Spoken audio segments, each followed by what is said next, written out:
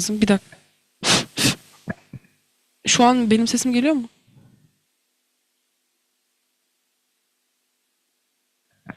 Yo.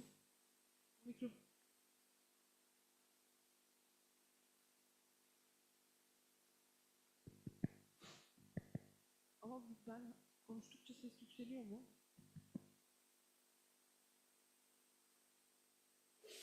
Neden böyle? Hiçbir ses gelmiyor.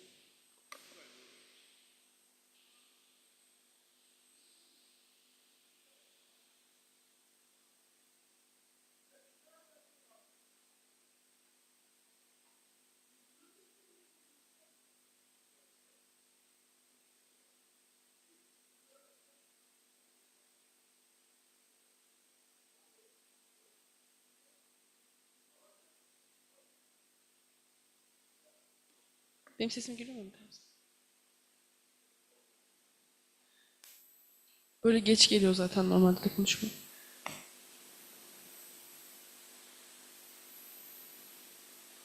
Şöyle anlarız. Ekran değiştirdim. Ekran değiştiği geliyorsa sesim. Geldi mi sesim? Aa, ses yok çağırıyor.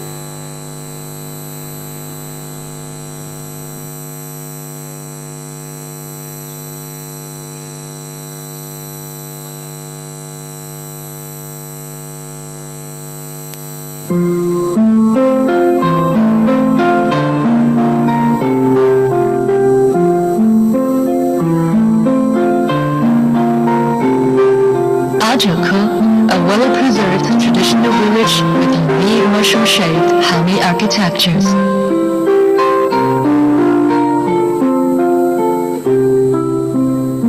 A living example of Hami's tetraprom isomorphism that consists of forests, rivers, villages, and terraced fields. In 2018, an internally driven villager collective enterprise was established in Ajoku, tailored to cater its tourism development, in which the villagers own 70% of total income. Villagers are eligible for 40 and 30% of the total rice terraces, while 20 and 10% of the payment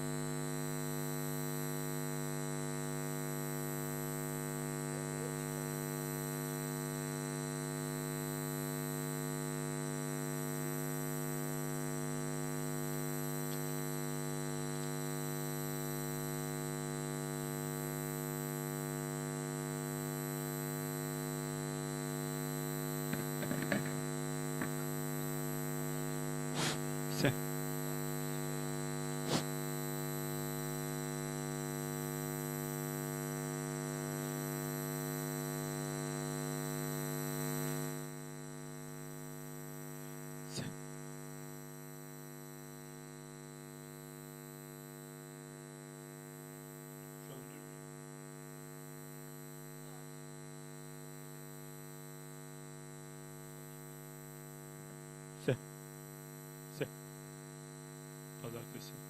Se. Geliyor. Hı hı.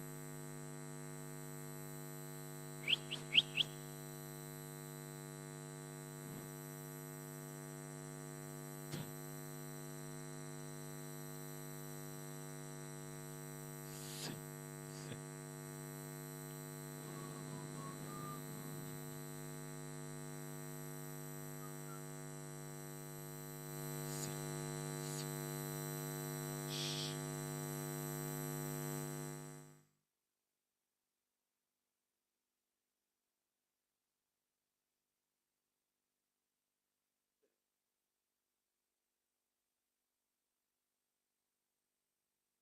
Se. Se.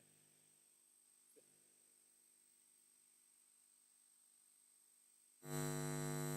Se. Se. Se.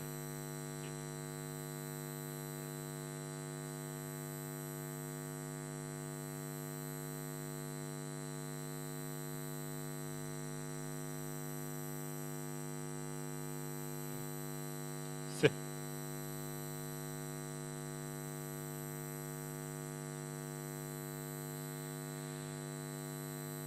Urfa'nın affı.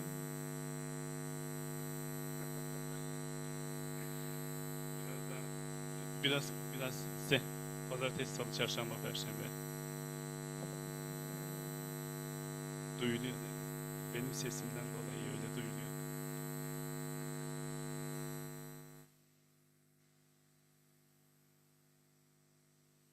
Bak kral.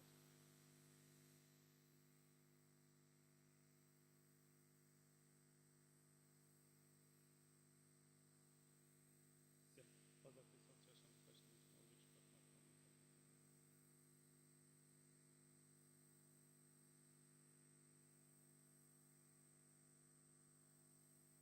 Oluyor, çıkartmak. Konumuz var mı? Varmış.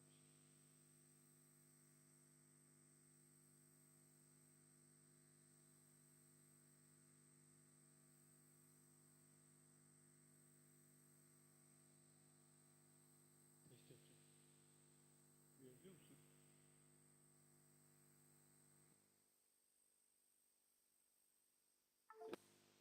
Bilal, Portal 200.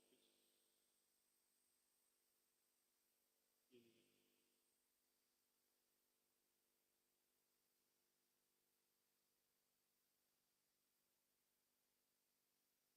Se. Pazartesi, salı, çarşamba, perşembe.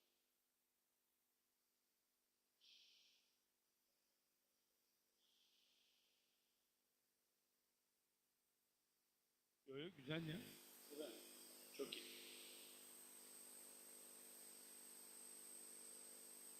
Se. Se.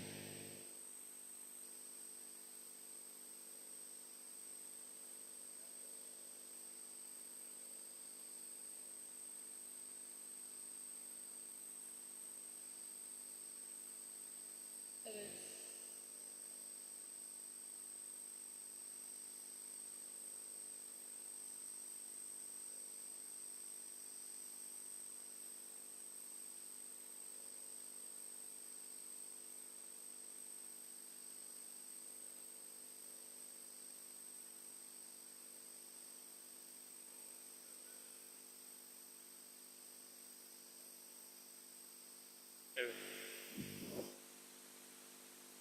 Yo, şey yok, çalışmıyor, bu kapalı.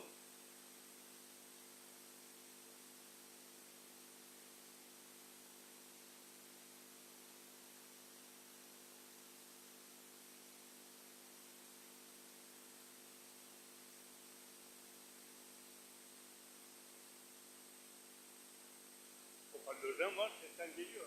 Burada da var, burada da var.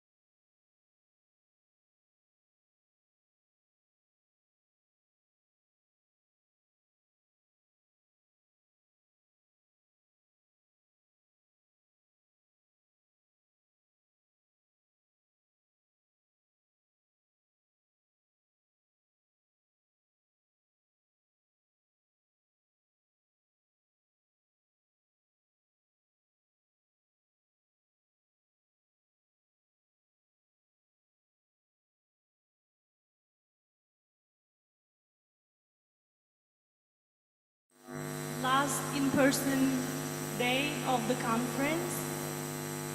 Now we have another keynote speak. I would like to invite Professor Hong Kong Shu to deliver her keynote titled Constructing Tourism Research and Education with SDG.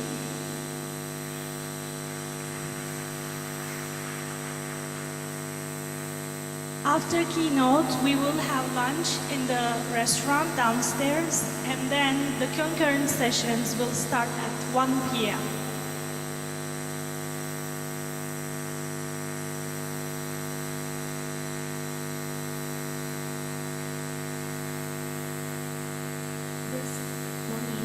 First, I would like to thank the organizing committee to give me the opportunity to discuss some of our thinkings about this research and education of tourism in recent years. And now we are all aware that we are in the period that we have so many possibilities and so many uncertainties. There are some major forces or discussions about what will be the future of us. So I list a few which are mostly discussed in recent years. One is, of course, the exponential growth that has been going through for the past 100 years or more. So you see that like the international tourist has been experiencing exponential growth. So this is quite positive, right? This is the scenario that we always work on it. Maybe we have a bright future because of this exponential growth. So we expect the tourists also grow. But when you look at these figures, we can also have another kind of fear that all question is whether this exponential growth will continue forever. So that's the reason we come to another scenarios, which is quite pessimistic, saying all this growth depends on the depletion of all the resources, like the fishery resources, forest resources, wildlife, biodiversities. So the question will be when all these resources are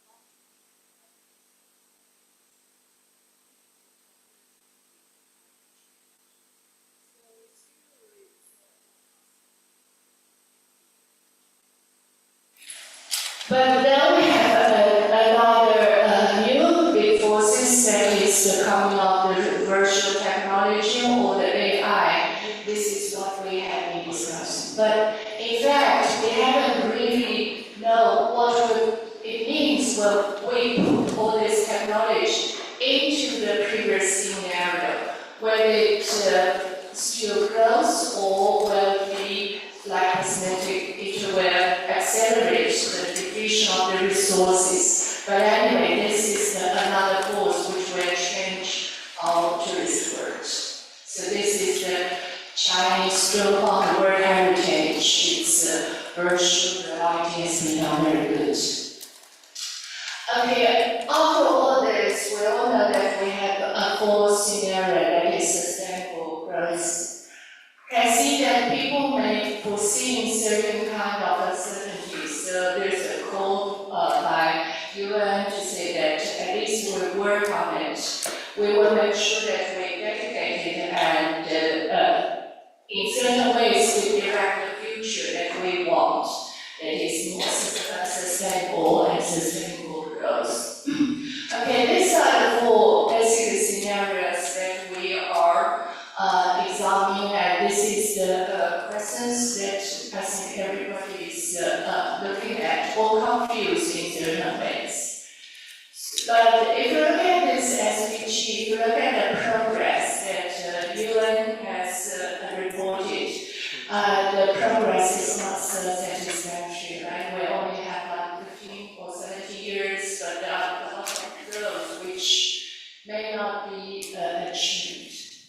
Anyway, okay, I mean this is a period or the time that we are facing.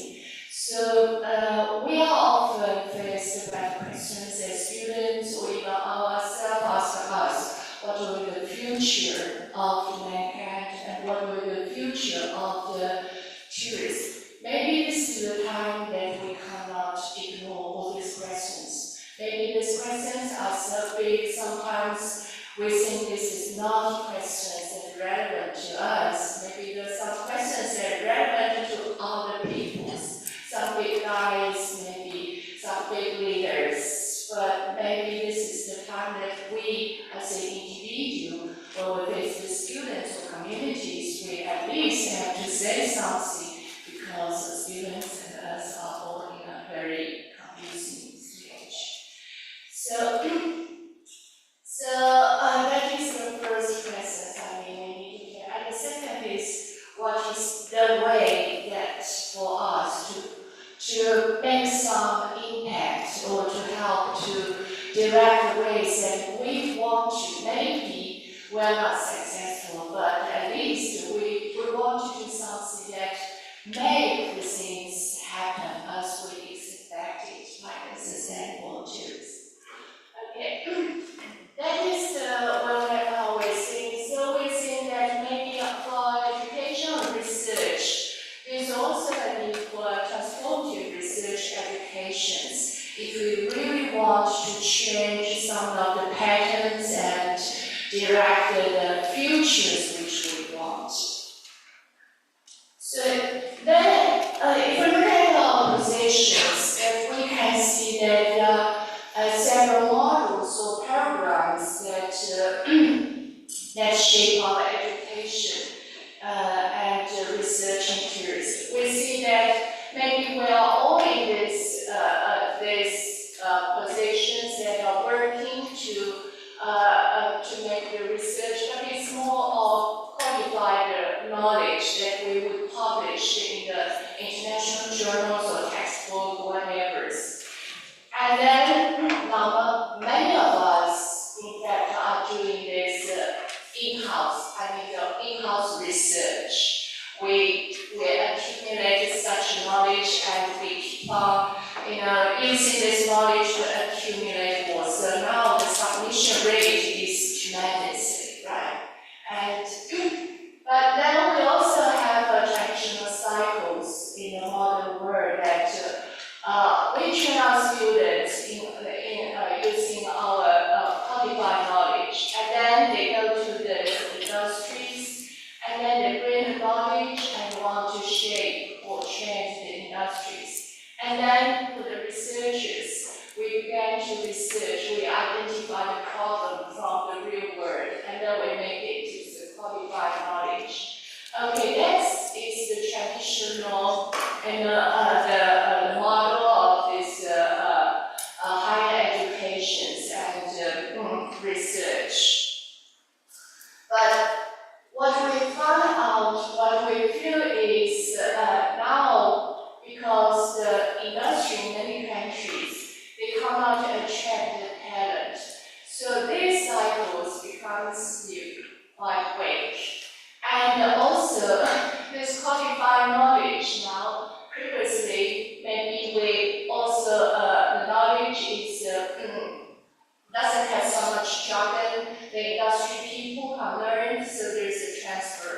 But now there's so much jargon, maybe it's not really relevant. So we are facing the problem that this cycle is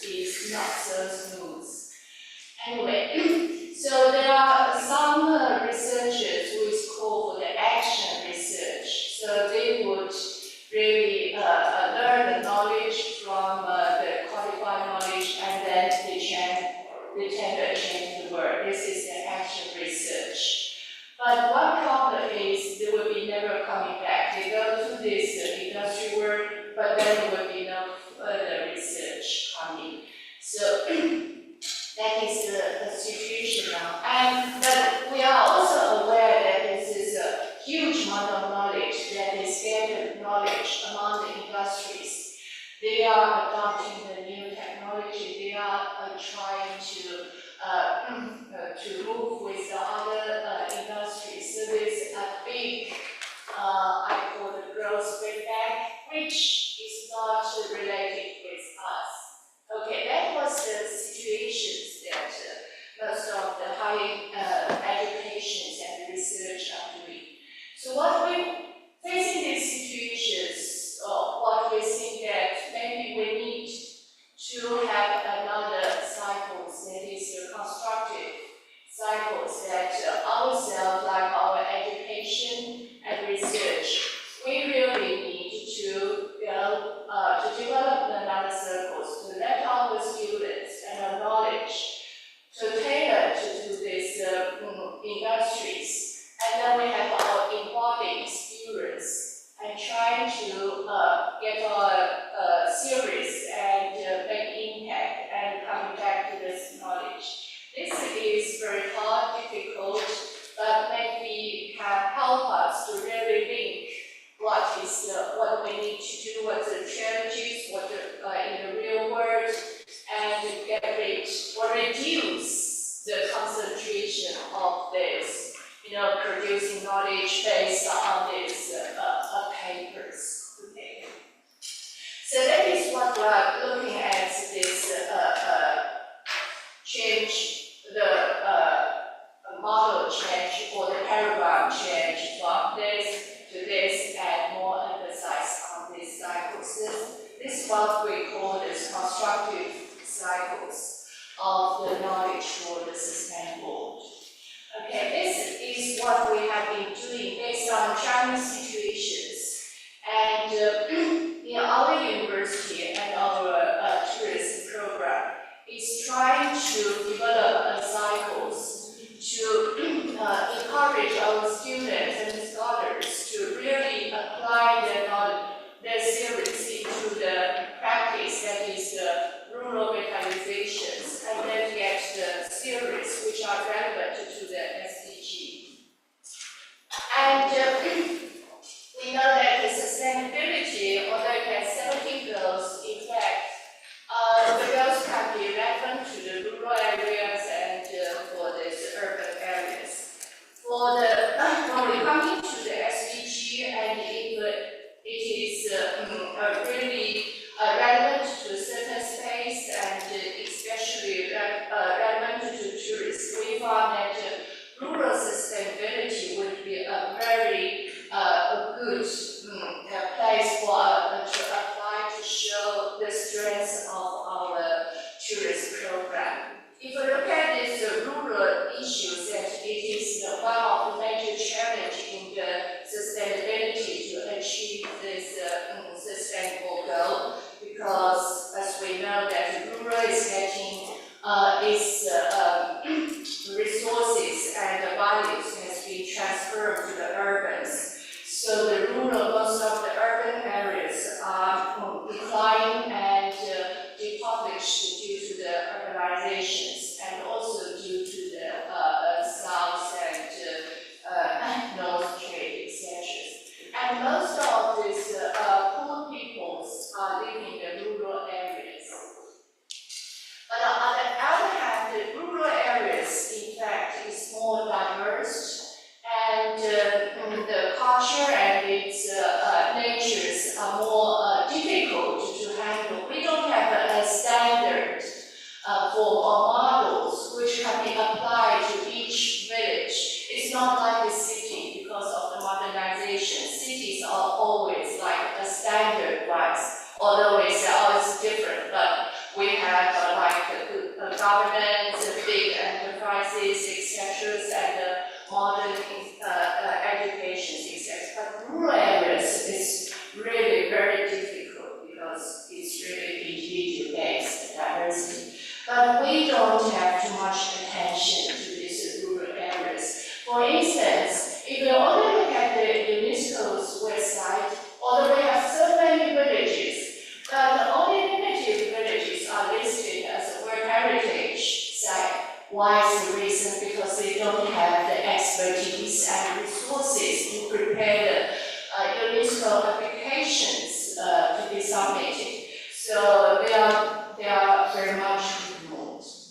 But as we know that because the tourists would like to go to taste different things and rural areas, maybe it is a chance for the tourists to really help the rural revitalizations and help this sustainable. So this is what we feel that in fact the tourist is very relevant to the rural revitalization of SDGs in terms of poverty alleviation, and also because you need to improve the infrastructure, it will help this health and well-being. And tourists as a macro business, it would in the rural area, it can be ways to improve the gender equality, and also maybe it's reasonable, decent work that is on the work in the rural areas, etc. But also, when tourists is used in the rural area, there will be a lot of management challenges. For instance, whether we can still have a sustainable community, or whether we have promoted the responsible consumption or production instead of bringing a lot of waste to these rural areas. So these are all the challenge to this management of areas, not only companies, individuals. So this would brought our visions about how the tourist management can do and what it should do. Okay, I give you two examples about how we think our education research. One is the entrepreneur project. You can have a very short introduce.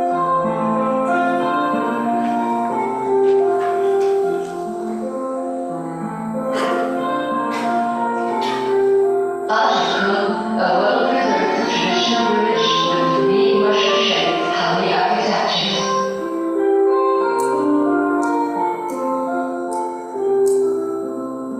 A living example of how architecture provides more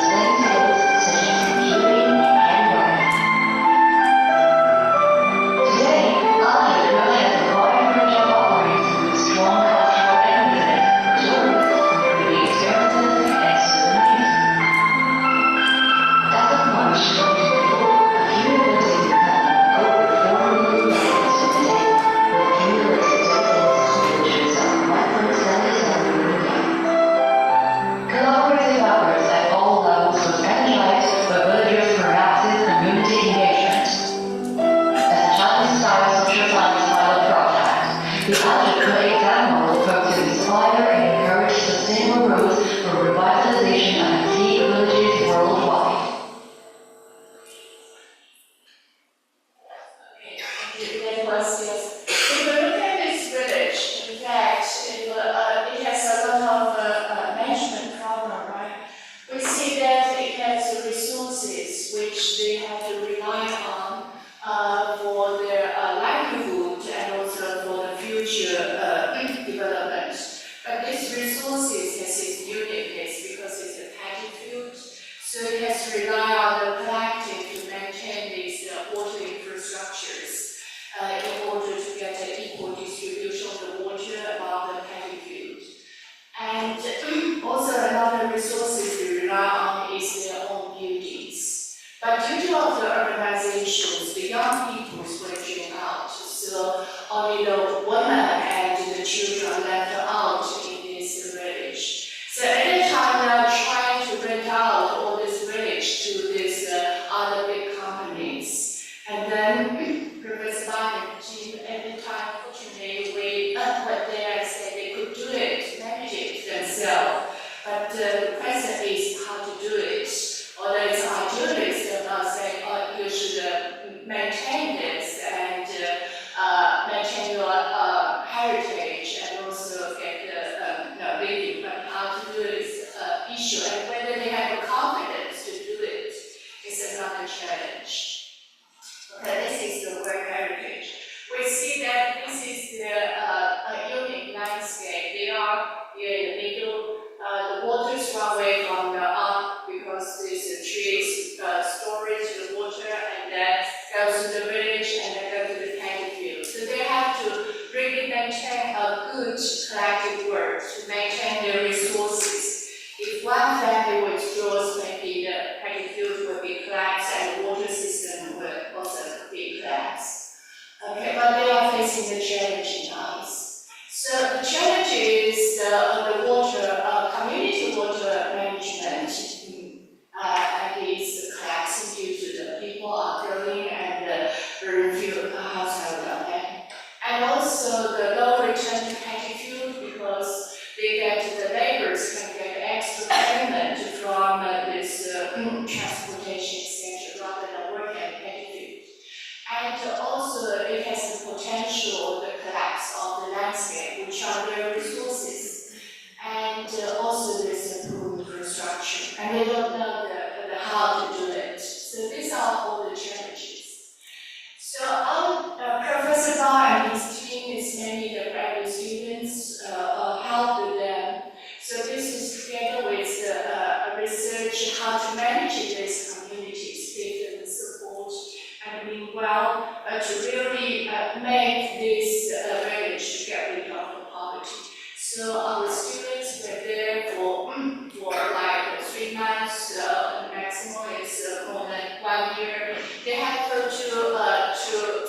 identify the resources to help them to develop the tourist product and also to help them to distribute the income and how to make them motivated to conserve their heritage and meanwhile to do the service because they have to transfer from farmers to service labor. So the first is based on research. There was management plan was designed, which is linked with this poverty, with how much effort they dedicate to the resources, heritage, and how much work they dedicate to this tourists, and meanwhile, and whether they remain in the place, not going out and just to come for back in the place. So this arrangement it's like a company that is like how you distributing income and distributing your rights and your benefit, etc. And also there's a criteria saying they will do it themselves, so they will get what they contribute, and it's all has to be signed by each of this household to say they agree this kind of management plan. And also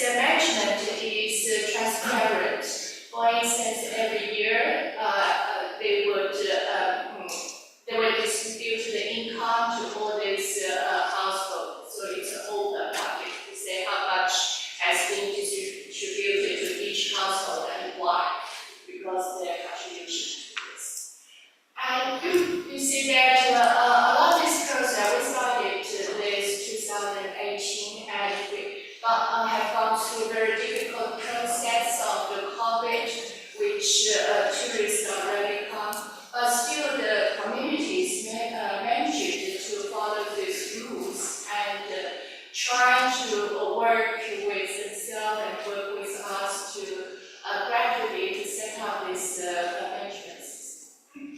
And you will see that they report what they are thinking of the tourists. This is the one paragraph that one of this women written that she thought that in order to develop the tourist, in order to have the integrated and a good heart to show the peoples and also to be communicating with the audience. And also we discussed what they want, what kind of tourist product they want to do. And this is the basic infrastructures, as I said, using this information center to help them set up this water shower system. And then this is how they distribute their responsibility to clean the village, because before they don't have this system to clean the public space.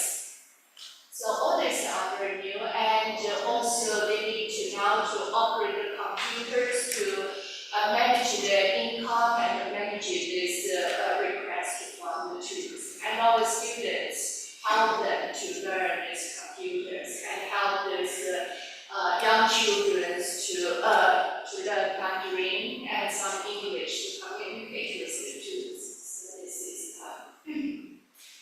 and we also dedicated some library books just to let the community feel that they get supported, they can do things, and together they design a program to develop.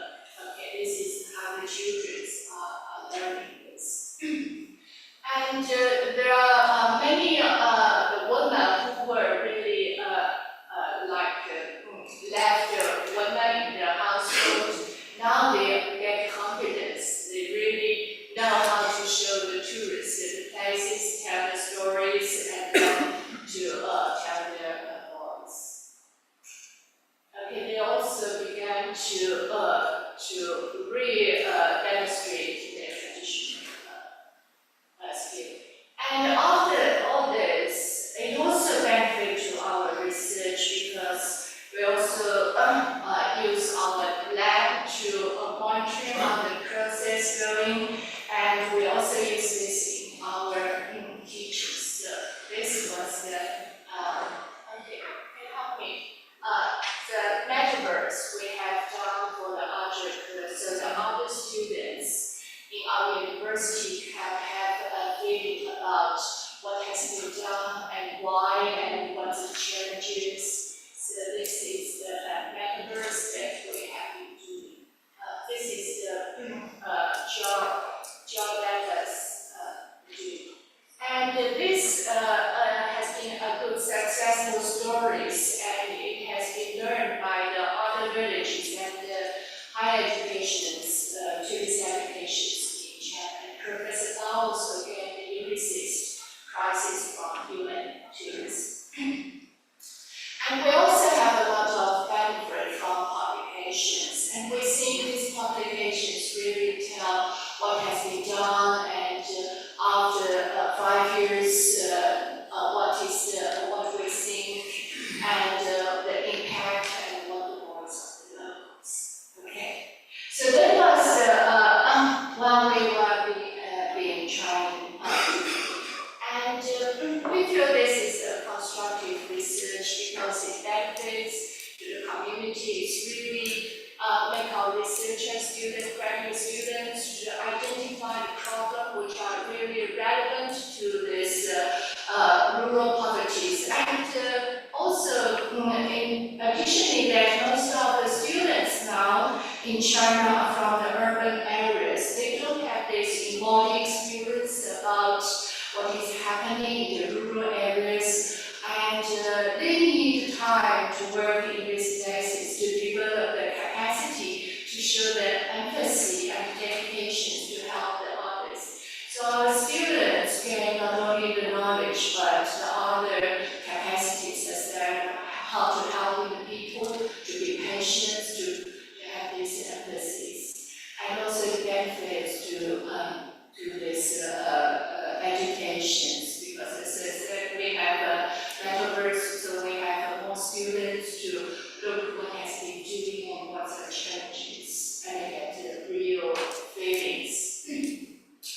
So this, what we call it, is really the model we want is the theory development and applications, but maybe the applications has to be tailored to the specific place to be relevant, and also we need to really support the communities or maybe business to adopt some of our ideas, otherwise they may lose the confidence or they cannot continue. So that is also very important, that is the application, practice, and then reflections and then we come back to the series, whether this series are really relevant. So this is the constructions. And we want to do it ourselves, not only transfer the knowledge to this consultant or this industry, and then leave it alone, because we feel that as a research and students, they also have to go through the cycle in order to really understand what the challenges they are facing and what the challenges the local communities are facing. That is what we need to do, because if we look at the 4 scenarios we are facing, it's a big challenge that everybody has to take action. It's not really only from the mouth, you need actions into certain transformations. Okay, the second one is we also very much involved in this UN tourist monitoring programs. So we would like to have our students also in the coursework to understand what's the SDG and use this knowledge to help this tourist destinations to monitor how this tourism is being developed. You see that tourism monitoring program has been listed in UN SDG, and for the past 50 years, UN tourists have been promoting sustainable monitoring, and we are the biggest supporter to this. So inside China, we have 9 monitoring stations which are supported all by our students and staff and also local communities. So you'll see that in SDG, responsible consumption and production, really states that we need to monitor how the tourist is doing in the right way to reduce this waste or to have a sustainable consumption. So we develop the monitoring program for each destinations, and also this is based on research and working with the students to identify the key issues that each destination need to monitor, and then to see what are the issues and then feedback to the locals. So there's one example also for a small village which are quite relevant to our students for the scale, but the complexity is already overwhelming for the management of students, because they simply have to manage these resources, communities, and small enterprises, and waste, and water, and tourism product expansions. So these are the resources they have. So our students will go for 1 month just to help to identify these resources, to monitor how the resources are used, and how the tourist product are developed, whether they have ways to improve. And we monitor, these are some of the monitors we have, so we clearly know that how they transform their resources from pure residential to some commercial things. So this is how they use it, and how the waste are distributed and dumped, and why they produce a lot of waste, and what's this best ways to manage this waste. In fact, like city traditionally, the waste would go to recycle to go to feed the pigs. And now because of tourists, the pigs are not well, so they have to use extra money to let the other villages to come to collect the waste, etc. So these are all the new, the management issues that are facing for these villages.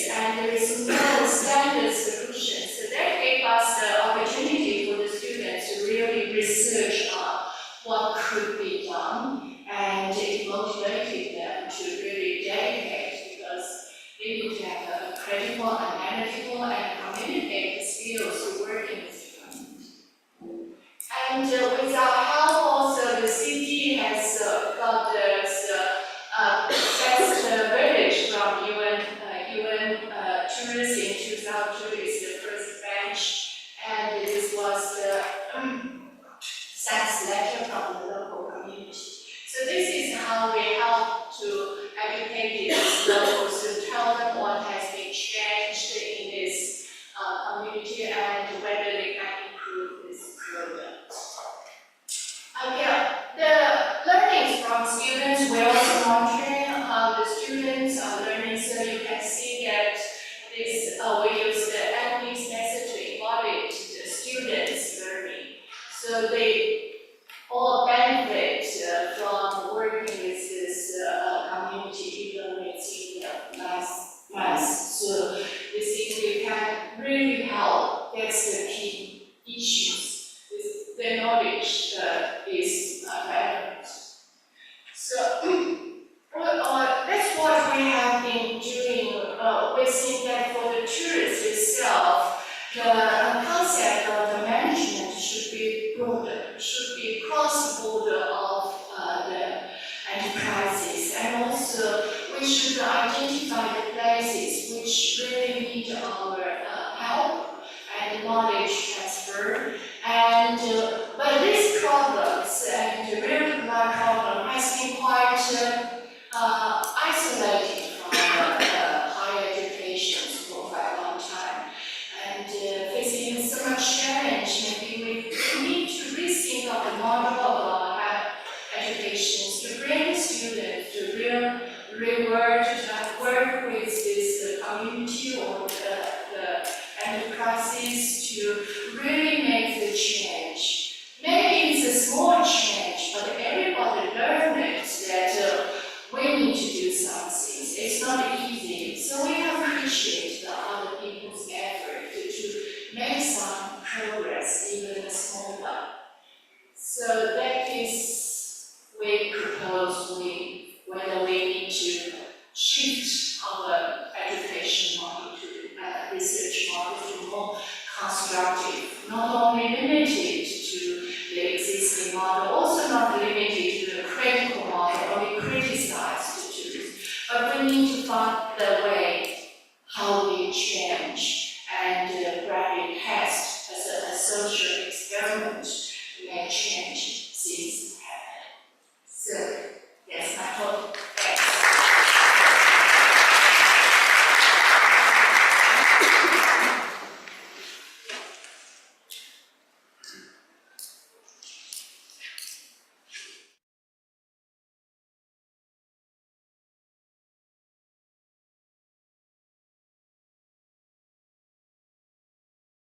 I think we have some questions.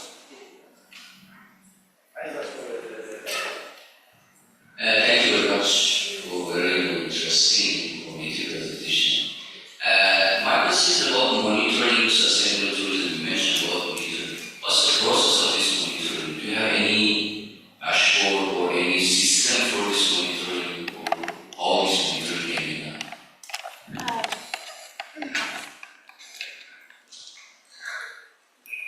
In fact, in 2000, UN tourist, UN marketing at the time has issued a guidebook for sustainable tourism for destinations, but no place really actually implemented. So we started working with them in 2005, and at the time we discussed that for each destination, it has its own problem. So this monitoring is based on the problem identified by the destination communities. So it's not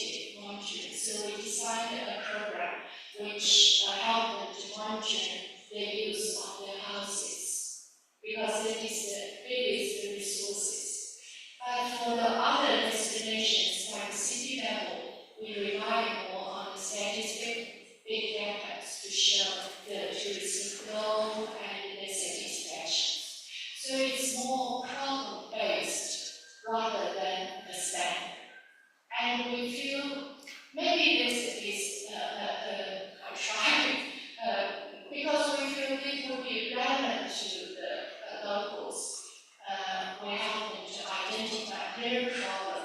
Otherwise, when you only service a statistic at a very large scale, it doesn't mean anything to them. Is there any platform to see the result? Yes, the report can be, the English summary report can be seen on your tourist support install.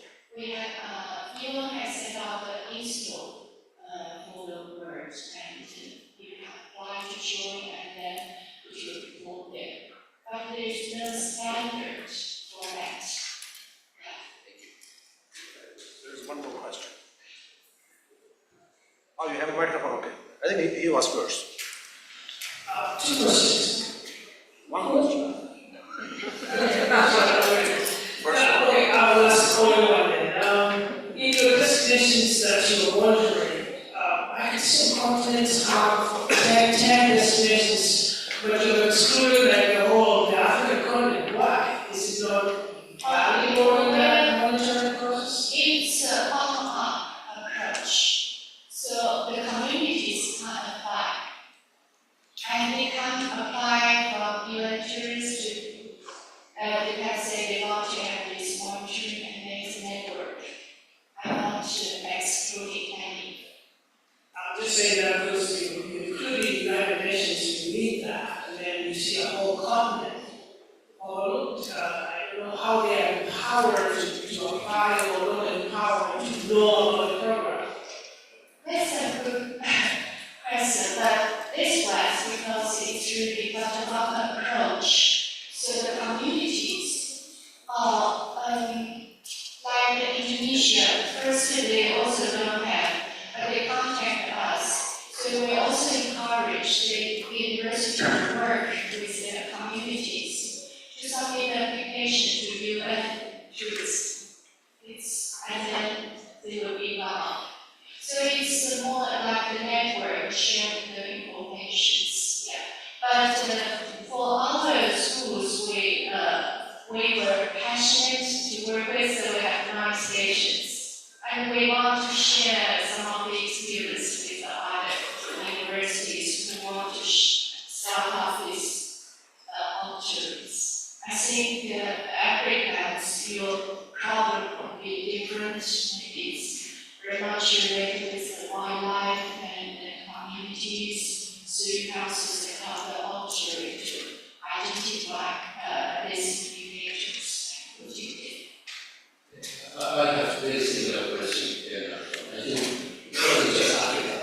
I think the whole African continent and also Russia as a whole was missing. There was no way. I think perhaps my personal thought is perhaps you have to use a specific action for that monitoring for the purpose of your research. That's why those two countries. Russia is not a small country, it's from east to west. There was no point in Russia and the whole continent was missing. Perhaps you have criteria for the purpose which was not matching that. If you think about those neglected points of SDGs that you highlighted, what rural and Africa is the best I think to go through those things that water sanitation, all there must be something in the criteria or dashboard we use for that monitoring. Yeah, I think I really encourage every place have this program identifying your own issues. That's what I think this monitoring program wants to do to the how tourists can maybe in certain places accelerate the water shortage problem or may help wildlife, whatever. So it's very much diversified. It's what we want to say that it's not a traditional standard for but it's really tailored to that place which identify the issues. And then later on we can sum up the types, different types, tourists, what kind of destination, what kind of issues, what are the best practice. So but I think that map also is from UN tourists. In fact, they also want more to be in inside because it's monitoring is already new and They have to show. Yeah. It's all Russia and all it's not, yes. Something catchy, you know, why could you Yeah, I couldn't attend this monitoring conference in Madrid in October. I raised this issue, but this really has to be bottom up.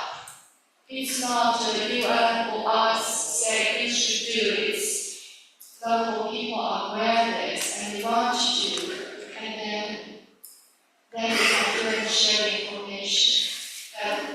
I think the most challenge for this Africans also language issues. Maybe they need some money to do it, also they need to come to this monitoring conference to share informations. They could be well these areas. Thank you. My name is Tawanda. I'm from South Africa. I'd like to thank you so much for maybe the listening. I'd like to thank you so much for the presentation, and it's almost speaking to one of my projects that we have been working on, particularly the Boko side of South Africa, and a bit of Zimbabwe out of it. So my question maybe is to try to share, to hear some insights. Where I come from, we are being research as from tradition. We don't share things. So with how you have approached, how did you handle the issue of making locals not to feel that they are modifying what they feel they do for themselves as themselves? And maybe we can talk about other things like that. Thank you. Yeah, for the first object, that is what we want to do. Because in other places, and also in many my side, they will say this big companies go to this villages, it will be a quick change. But based on research, we don't agree. That's the reason we started working with this project and trying to say there could be an alternative to do this. And then, yes, so everything has to be talked with them, even the modifications and how many tourists they want, whether they want to. There were debate on whether they could open the guest house. Some would say they don't want, but they say some would say they can just try a little bit. So it's a process. But other people, because it's really process, and they learn, and our students show them what the other villages have been experiencing, and they make some decisions. So they always trade off in this complex world. But I think the important is they have certain control, right? You cannot say we only have one way. It's always a trade-off like us. I think local communities also have to face the challenge, trade-off. But then they have to think and aware and make a decision how much they want to trade off. I think that's the key issue. That is the value of all the technical support, because we give them all this challenge and helping them and explain them so they are aware. Even there are 70 households there. At that time, in fact, it's only the real woman in the house. They are not very much exposed to the outside world, but after this is really work process, they understand what could be the past. We have one more question. Maybe we can take one more question.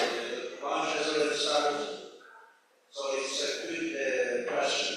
Then I think we have one. And also before I give the microphone to Hello, good afternoon.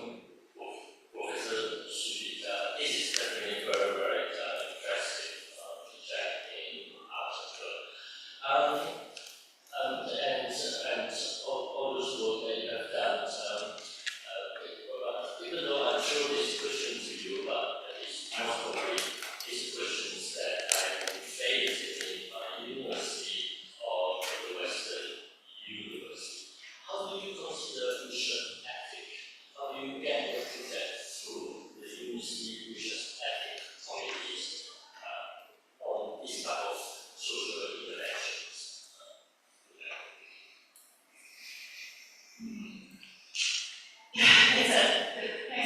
In China, traditionally, we have the culture to say the university have to work with the community.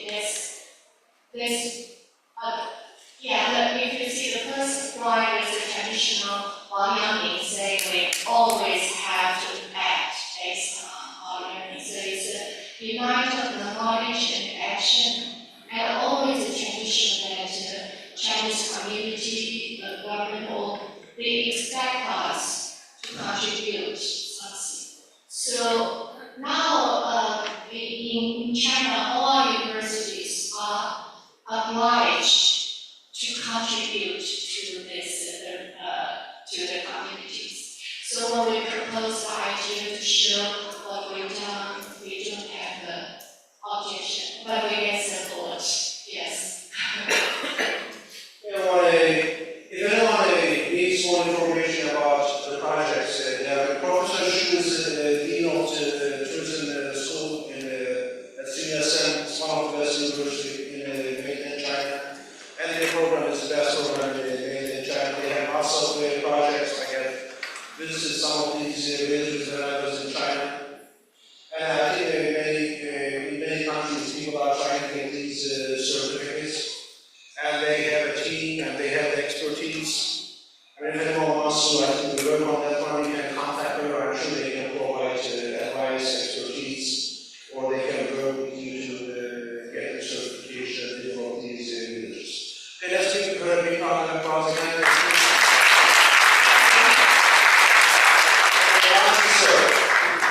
That is what we need.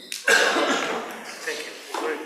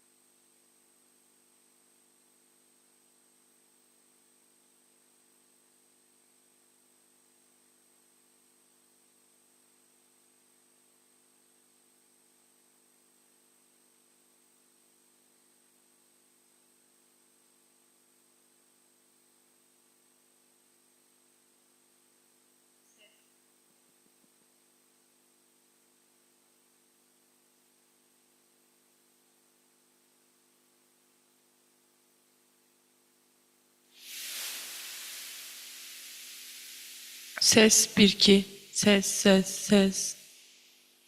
Hala cızırtı var değil mi?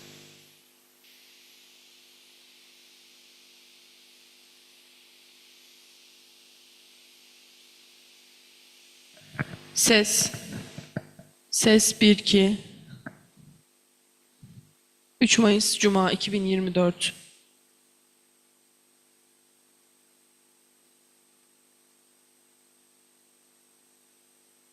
Üç Mayıs Cuma 2024.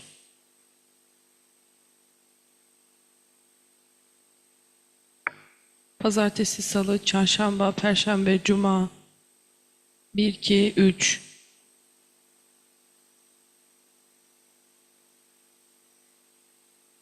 Pazartesi, Salı,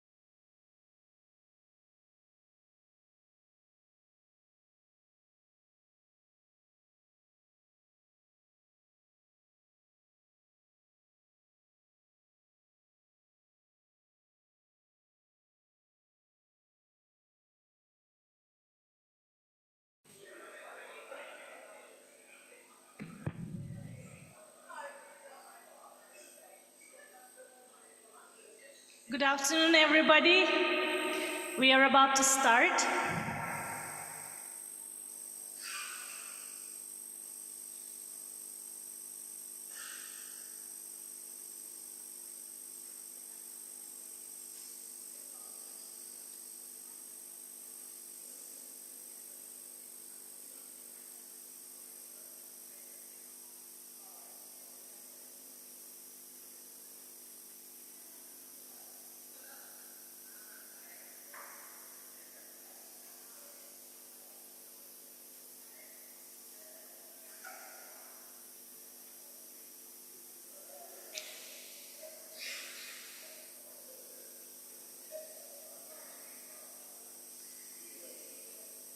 Good afternoon again. We hope you're enjoying the conference.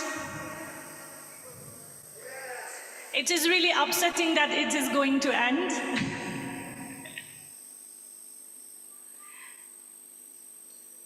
I would like to invite Professor Scott McCabe to deliver his keynote titled Rethinking Tourism as Welfare Towards a Fairer World.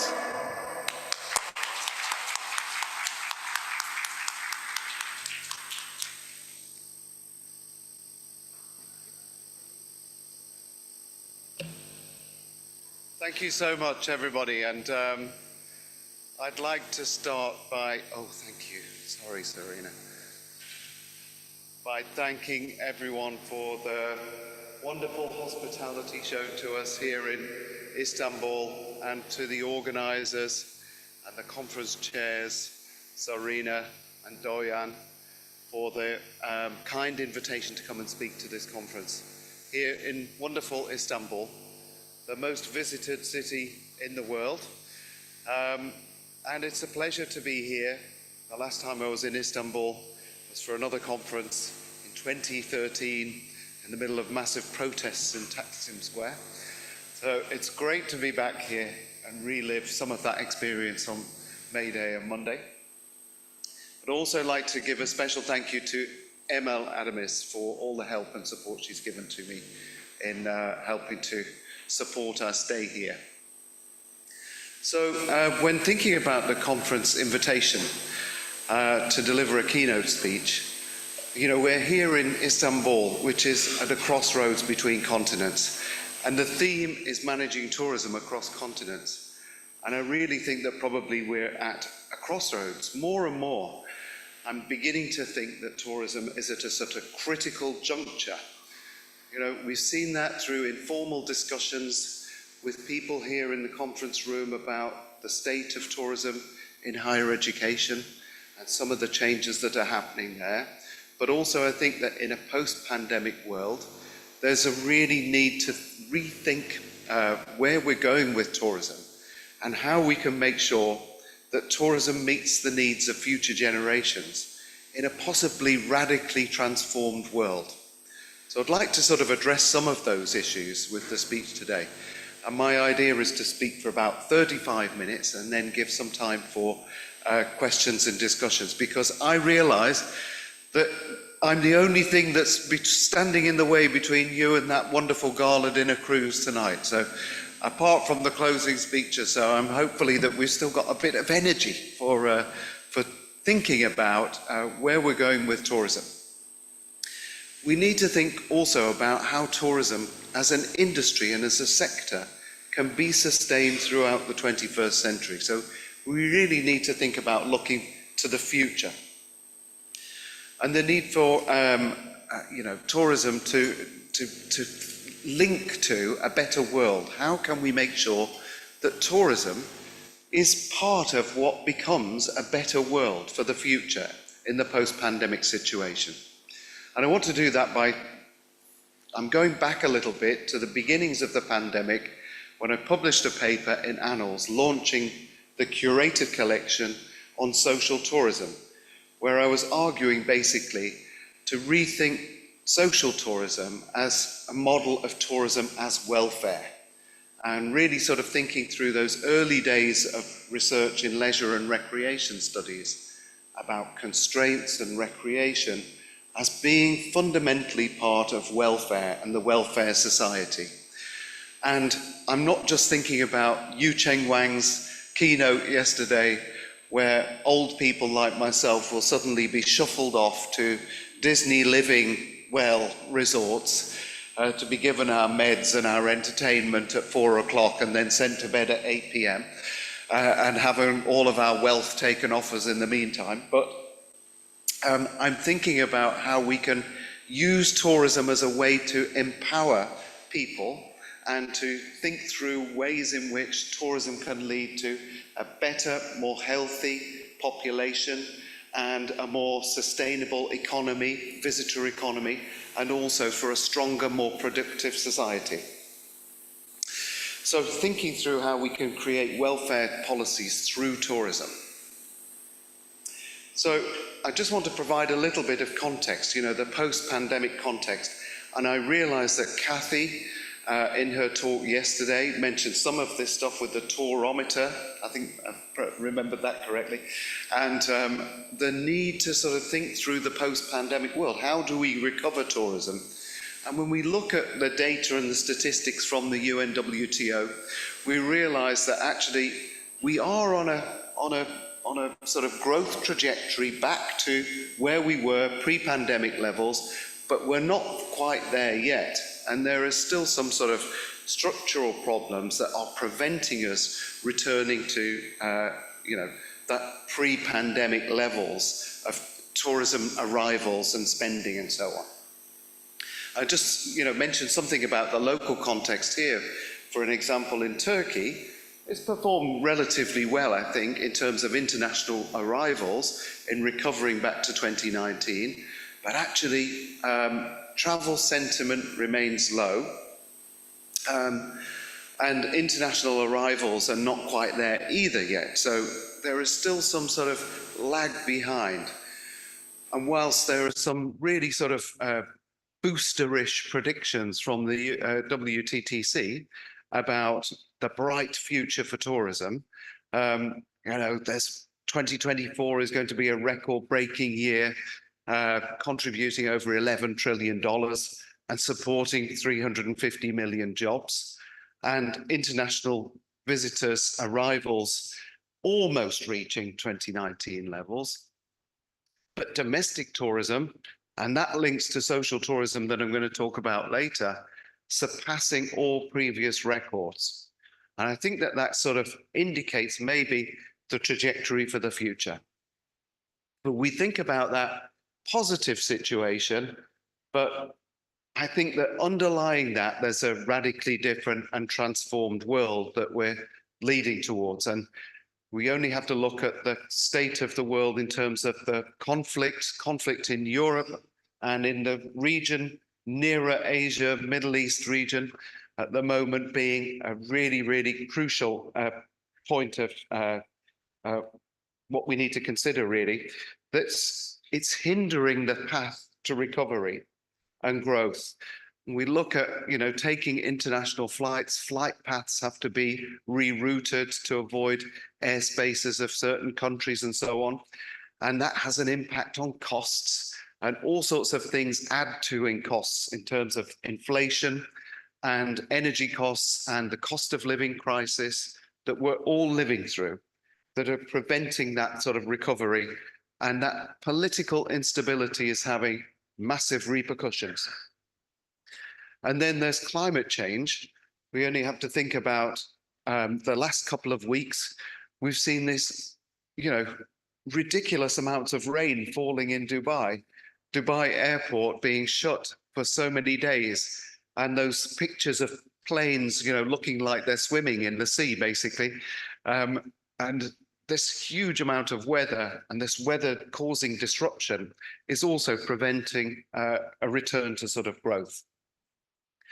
And then there's the thing about AI. We've spoken so much about AI and its potential in this conference over the last couple of days, but there is that sort of underlying realization that AI might actually replace about 50% of jobs in the future.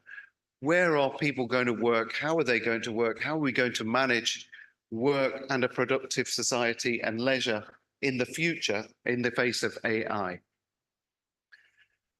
and increased opposition to some forms of tourism development. Not all types of tourism is welcomed, and I think that that is driven partly by the type of model that we have for tourism development at the moment. Oh, sorry. Yeah. There's the fact that I mentioned this in the paper that I published in Annals in January this year on theory in tourism.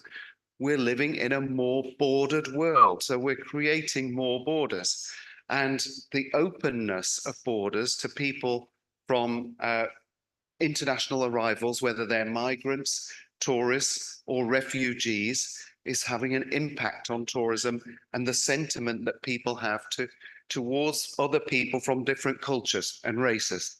And it's becoming a problem. So countries with low ranking travel freedom exhibit some higher degrees of flexibility.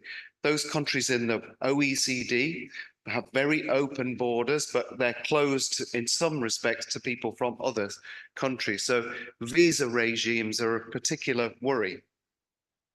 And we think about the numbers of migrants and the percentage of the population, it's having a huge impact on the way that we think about how societies are modeled and structured. It has pressure on urban environments like Istanbul. We've seen Istanbul population growth and then decline in the last couple of years. Sort of in 2019, there was an extra 500,000 people coming to live in Istanbul, but that subsequently tailed off a little bit. So there's these big structural shifts in population caused by migration. And there is this link between tourism and migration and refugees and the interaction between people of cultures, which is affecting things, right? So that's a sort of context setting. Hold on a minute, there's a bit more, I think. We're living in a more unequal world as well. So even in rich countries like the one that I live in, we see an ever expanding division between those people that have got wealth and those people that have got very, very little. And the post-pandemic situation means that there's been a huge impact on extending those inequalities. So mortality rates have increased in the more deprived areas. 2.6 times difference between the most and the least deprived areas. Levels of life expectancy have actually reduced in OECD countries since the pandemic. So, you know, we've had 50 years of improvements in life expectancy, but that's actually now reversing. And there's disproportionate effect on ethnic minorities. So people with ethnic minorities are much more likely to have negative health outcomes than people from the indigenous communities and so on. And a huge, massive increase in mental health problems. One of the biggest debates that we're having in the UK at the moment is about how many people of working age are economically inactive. And a lot of that inactivity comes from low-lying mental health issues, such as anxiety, depression, and an inability to engage with work. We've got to try and do something to get those people back into work and economically productive. But what can we do? At the same time, technology is making everybody feel more socially isolated. We've got it all there on our screens, but we're not interacting with each other enough. So there's huge problems, I think. And just when we thought that over-tourism was something that we didn't have to consider anymore, it's back with a massive vengeance, I think. So just recently, there's been huge rallies in the Canary Islands against this protest against tourism development, specifically in Tenerife, where there's this big proposal to develop an area of pristine nature in the island and turn it into this mega resort. And also we have in other areas in the Balearic Islands in Spain, where you've got in Ibiza, people who are working in the tourism industry that are priced out of the rental accommodation sector. They can't get places to live, so you have chefs living in the backs of their cars and things like that. So there are massive, massive problems with tourism and the way that it's structured at the moment. And I think that there are quite a number of internal threats, and it's largely because after the pandemic, there was lots and lots of calls to recover tourism in a more, humanistic way, in a more thoughtful way, but we haven't done that. We've basically let the real estate capitalism drive forward tourism again. So we've just reverted back to tourism as normal. So the last 50 years has really seen tourism being grown from real estate capitalism development. And if you look at the international flows of capital, it's really in real estate. And we've let that real estate situation drive policy in tourism in many, many countries around the world. So some of these internal threats are insufficient funding for tourism development and marketing within countries. We have that situation in the UK.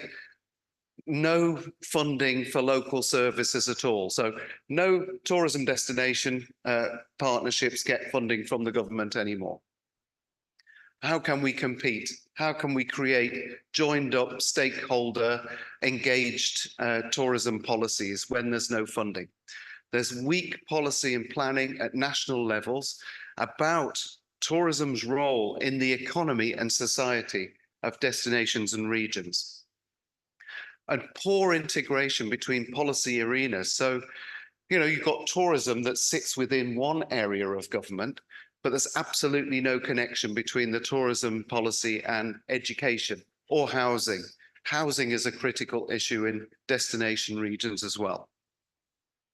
And a lack of regulation and consideration of the global code of ethics for tourism development anywhere. No developer ever that you ever will meet will ever, know what the global code of ethics in tourism is. And there's actually a misaligned or unaligned product market match. Every destination wants to attract high spending international luxury tourists, right? Well, there's a few of those to go around, but there's many more that are, are just about managing. This idea of people that are just about managing. They want to go on holiday, they want to prioritize things, but they don't want things to be so expensive that they can't afford anything.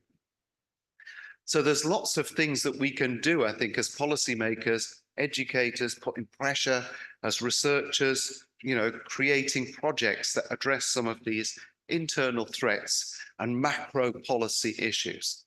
And one of my little things that I like to beat a drum about is social tourism. So, I think that social tourism provides a great model to rethink that whole neoliberal capitalism-led approach to tourism. So what do we mean by social tourism? So many people don't know what social tourism is, okay? So it's basically a system whereby we support tourists who are otherwise disadvantaged to be able to participate in tourism opportunities. And it's often sort of low cost, but it means that it's, often not attractive for destinations or tour operators to get involved in the tourism market because the profit margins are quite slim. So how can social tourism be used to create a sort of fairer world? Well, it promotes equal opportunities to access to tourism participation. So we can encourage greater access. We can ensure that more people participate in tourism, and the more they participate in tourism, the better they will feel about themselves and the more they will spend supporting tourism destinations. It's generally a more ecologically sustainable form of tourism than mass tourism development or sort of niche luxury tourism development because it's domestic tourism. So you take out the flights and the carbon emissions associated with tourism in that way. And its domestic tourism is good. It's often driven by public transport and it utilizes resources that are already there. So we don't need to build fancy new resorts to look after and cater for social tourists. We can use what's already been in existence for 50 or 60 years. And it provides really important positive outcomes for people who are desperately in need of a holiday. And some of those outcomes might help them become more economically productive, draw less on the social services of the country, and so therefore reduce the bills, the benefit payments that the government has to pay. And it provides an important economic stimulus for often peripheral destination economies that rely on tourism, and they don't have a great deal of other resources to draw upon to economically diversify. Yes, there's high tech, I agree, but there's often a sort of limit, and you need a blended economy rather than just a monocrop, if you like. So what do we mean? How do we sort of think about this model of tourism as welfare? Well, this is how I outline it in the paper, but I'll try and give a little bit of a flavor of what I mean by a tourism as welfare model. And let's just see if this works. Yeah, first of all, we have this idea of tourism and constraints, right? So the constraints literature comes from leisure studies. Leisure isn't like tourism. We often think about tourism as being a free choice, discretionary area of economic activity. So if you've got money, you want to go on holiday, you can afford to buy a holiday, and that's what you choose to do with it. So it's free choice, discretionary activity. But in leisure studies, there's, this idea of constraints has been around for many, many decades, where they say, well, actually, leisure is cheap. There's all sorts of things. You can go out and go for a walk. It doesn't cost you anything. But why do people not do these low-cost forms of leisure activity? So they've been looking at constraints for many, many decades. Whereas in tourism, we've tended not to think about the constraints or how people might be constrained in their types of choices. We often think, oh yeah, tourism, they'll choose to do that because holidays are great and they love spending their money on holidays. So therefore, if they've got the money, they'll do it. But there's actually lots of other reasons why people are unable to participate because choices are never taken in idealistic conditions under self-determination, right? There's always some sort of barriers that might prevent people from choosing one sort of thing or another. So barriers are dynamic and they're contextual, including information, and that's particularly relevant for people who have special access needs. Will this destination be able to cater for me because I have a walking stick or I have a visual impairment or something like this? Or they might be health or social issues. So we find that lots of people are unable to go to work because they feel anxiety and stress. Well, if we take them out of their everyday environment and put them in a holiday destination, will they feel more or less anxiety? Okay, so there are all sorts of things like that. And then there are environmental issues.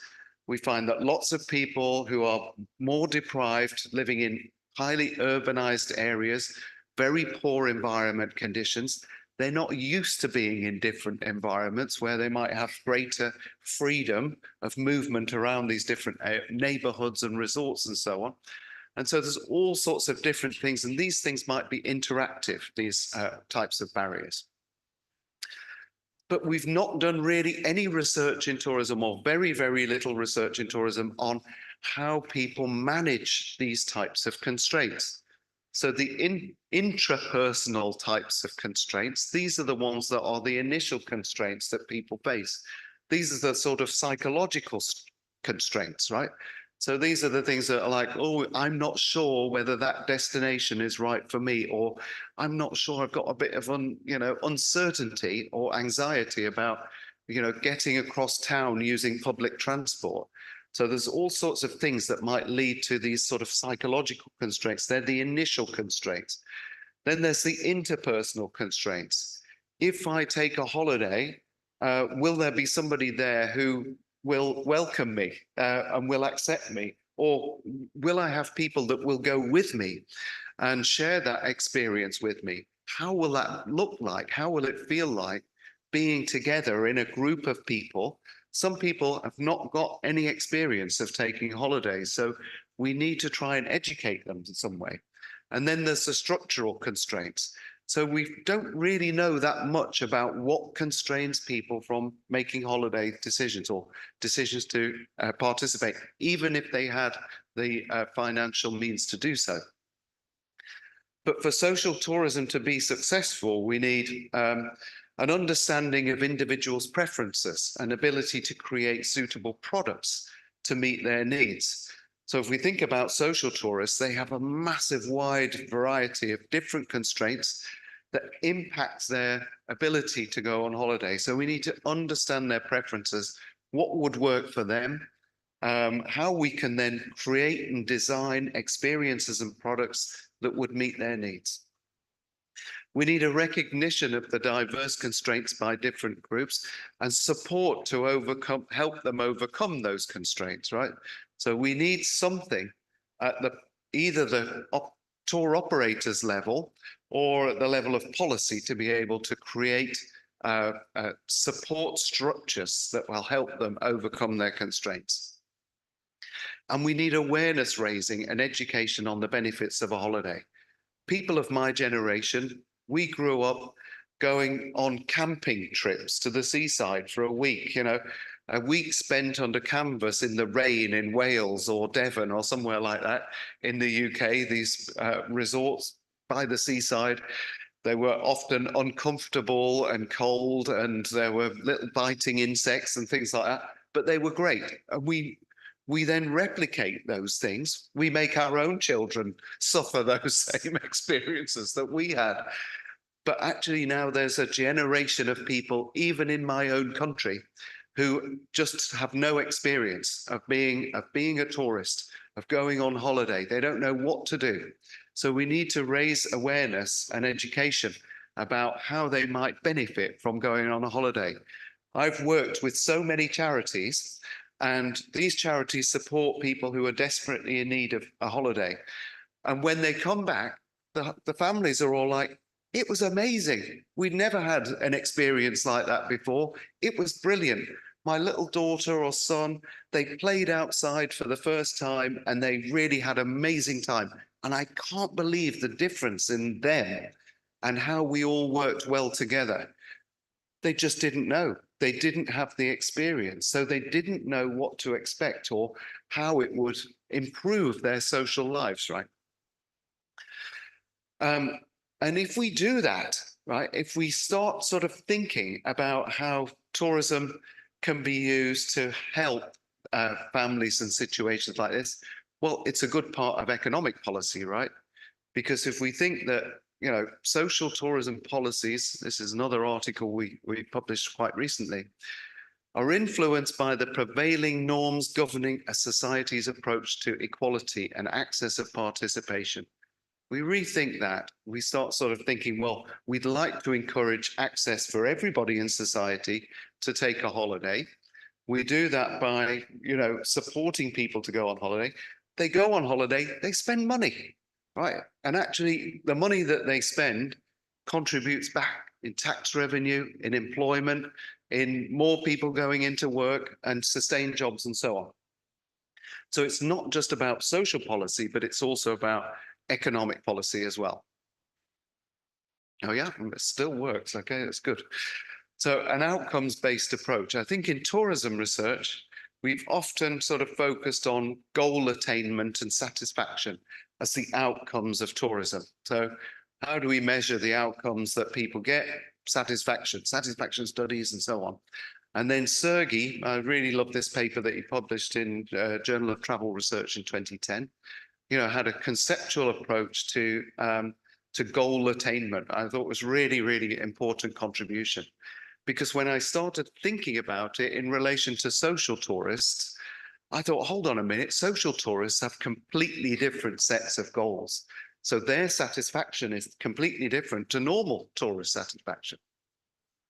So there's this sort of concrete versus abstract goals. Well, you and me, we're sort of wealthy, educated, middle class, we've got lots of experience. We might have sort of more abstract goals that we're looking to achieve out of our tourism behavior, right? Whereas social tourists might have more concrete goals, right? They're just sort of basic goals and basic needs. So basic needs rather than growth needs, or concrete versus abstract goals, or avoidance versus seeking. So social tourists might be seeking escape. You know, they just want to get out of their daily routine and the daily grind, which they face every day, right? So rather than seeking, oh, you know, I want to broaden my horizons, or, you know, learn about cultures and all of this stuff, that might not be as important to these people, but actually they might be seeking to avoid or escape what they're doing and what they've got to put up with in daily life. And they have higher deprived needs, right? So they've got, you know, they've got very little experience, so the deprived needs are higher. So much research has focused on short-term well-being related outcomes. I've done a lot of this research myself, right? Because it's part of the research funding landscape that I've got for different projects. It's about measuring outcomes at the short term. So social tourists might be more satisfied with concrete and basic needs and have higher levels of need deprivation, which we found in previous studies. But we now need an evidence-based approach to understanding outcomes for social tourists as well, that I think will help move the dial in terms of influencing policy. So we need to understand goals as well as outcomes for a start, and we need to develop measures that just go beyond, you know, a 2-point test of levels of satisfaction with life before you go on holiday and after that you go on holiday, which is what we've done before. But if we rethink Yu Cheng Wang's model of Disney living, take all your wealth, but think about tourism as being connected to health and social policy, in the UK now, we're seeing a lot more social prescribing. Well, what's, you know, tourism could be considered something that could be as part of a social prescribing. I can't get the word out, okay? What is social prescribing? It's a holistic approach focused on individual need. It promotes health and well-being and reduces health inequalities. That's what we're trying to do with tourism, okay? Tourism promotes health and well-being. We know that, right? But actually, social tourists have low levels of well-being at the basic level, and they're likely to be much more satisfied with a holiday than ordinary tourists, okay? Who have higher levels and the differential rate might be lower. And it addresses barriers to engagement, because we know that people are transformed when they've been given an opportunity to participate in holidays. They come back feeling like, oh yes, we can do things differently. I want to change my life. I want to be able to do that again. And in order to do that, I need to change things about myself. We did this study with a PhD student, a Greek student called Kostas Kakoudakis, and he looked at social tourism and job-seeking behavior. So if you give people who are long-term unemployed the opportunity to participate in a holiday, when they come back, they're more engaged with job-seeking behavior. They search for more jobs, and they get more positive, and they're more optimistic and confident about their future. So it helps them engage with the job-seeking environment better. So we know that that can happen in a job-seeking environment, but we also know that it can happen in a health care context as well. A study that we did in Spain with older people using like a control group, or no, it's a large sample of health amongst older people, looking at capacity to engage in daily activities. And we measured tourists and non-tourists, right? And actually the capacity of those people who were travelers was much greater than the non-travelers. So if we establish that link between capacities to engage in daily life activities and tourism, then that could help, you know, reduce the costs of social care within governments or within social policy environments. Because we give people holidays in their older life, then, you know, they might be able to get around a bit better and engage socially more, and then they don't need so much support from the state, okay? So it costs less. So social prescribing is a good thing. Oh, I'm overrunning with time already. I'm so sorry. And the final part is distributive rights. Okay, so we know that policy making and the power of the state should be directed equally about providing equality of access to opportunity for everybody in society. And here we're thinking about rules and this idea of distributive justice and fairness and equity. We know that social inequalities exist, but policy should be directed towards giving everybody equal opportunity to access. And so I'll just run through this.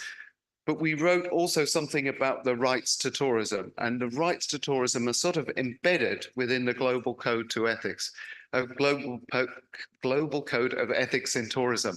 But not that many people really understand that or are aware of the fact that social tourism is embedded within the global code.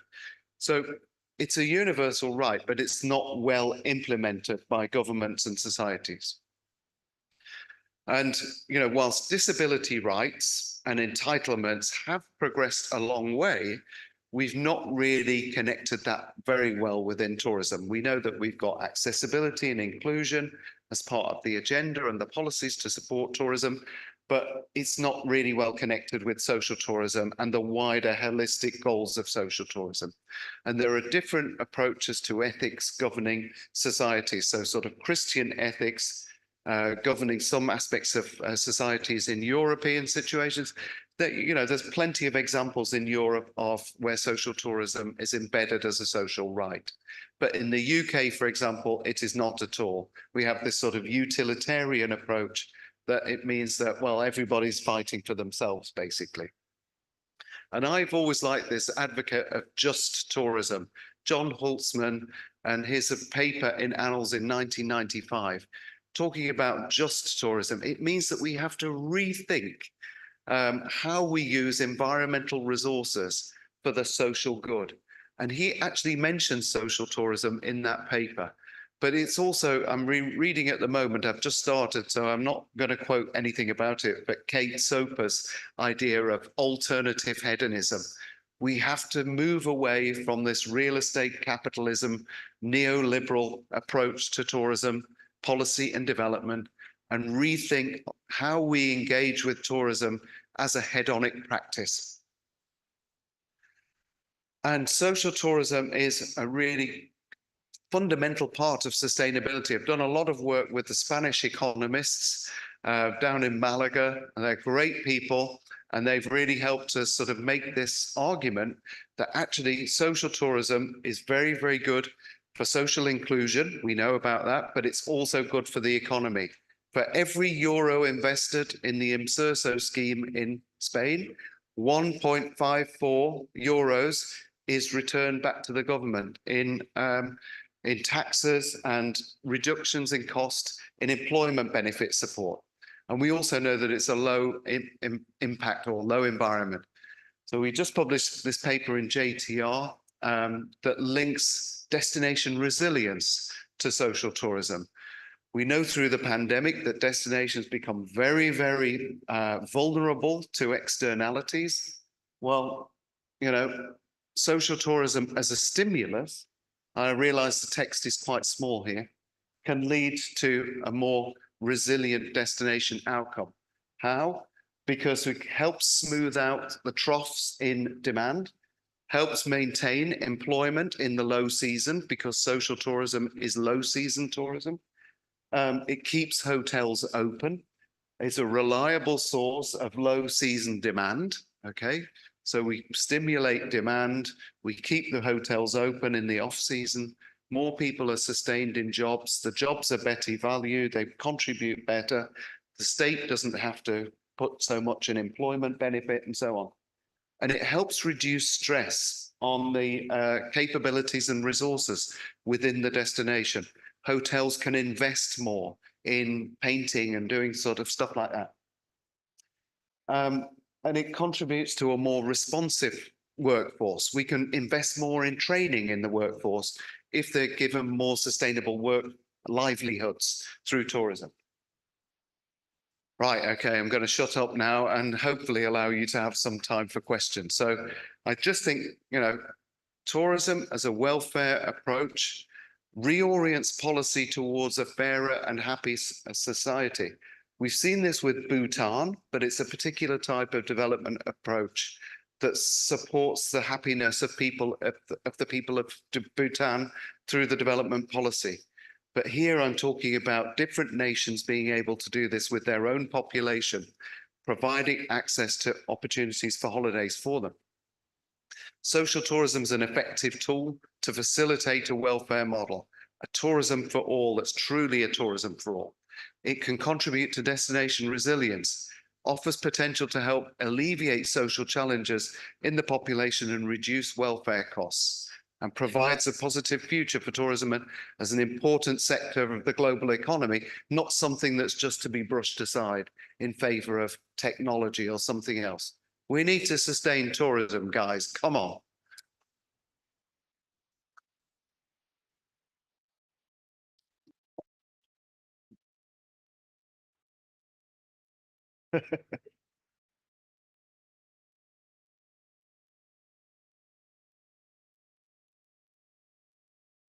Just while you're just looking for questions, I'll just give a plug for the 50th anniversary edition of Annals of Tourism Research. January 2024, all the articles are free to download and access for the whole year.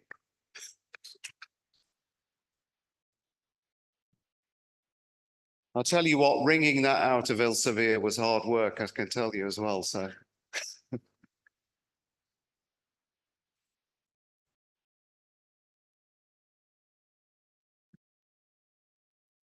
Thank you very much, Scott, for really interesting topic and keynote.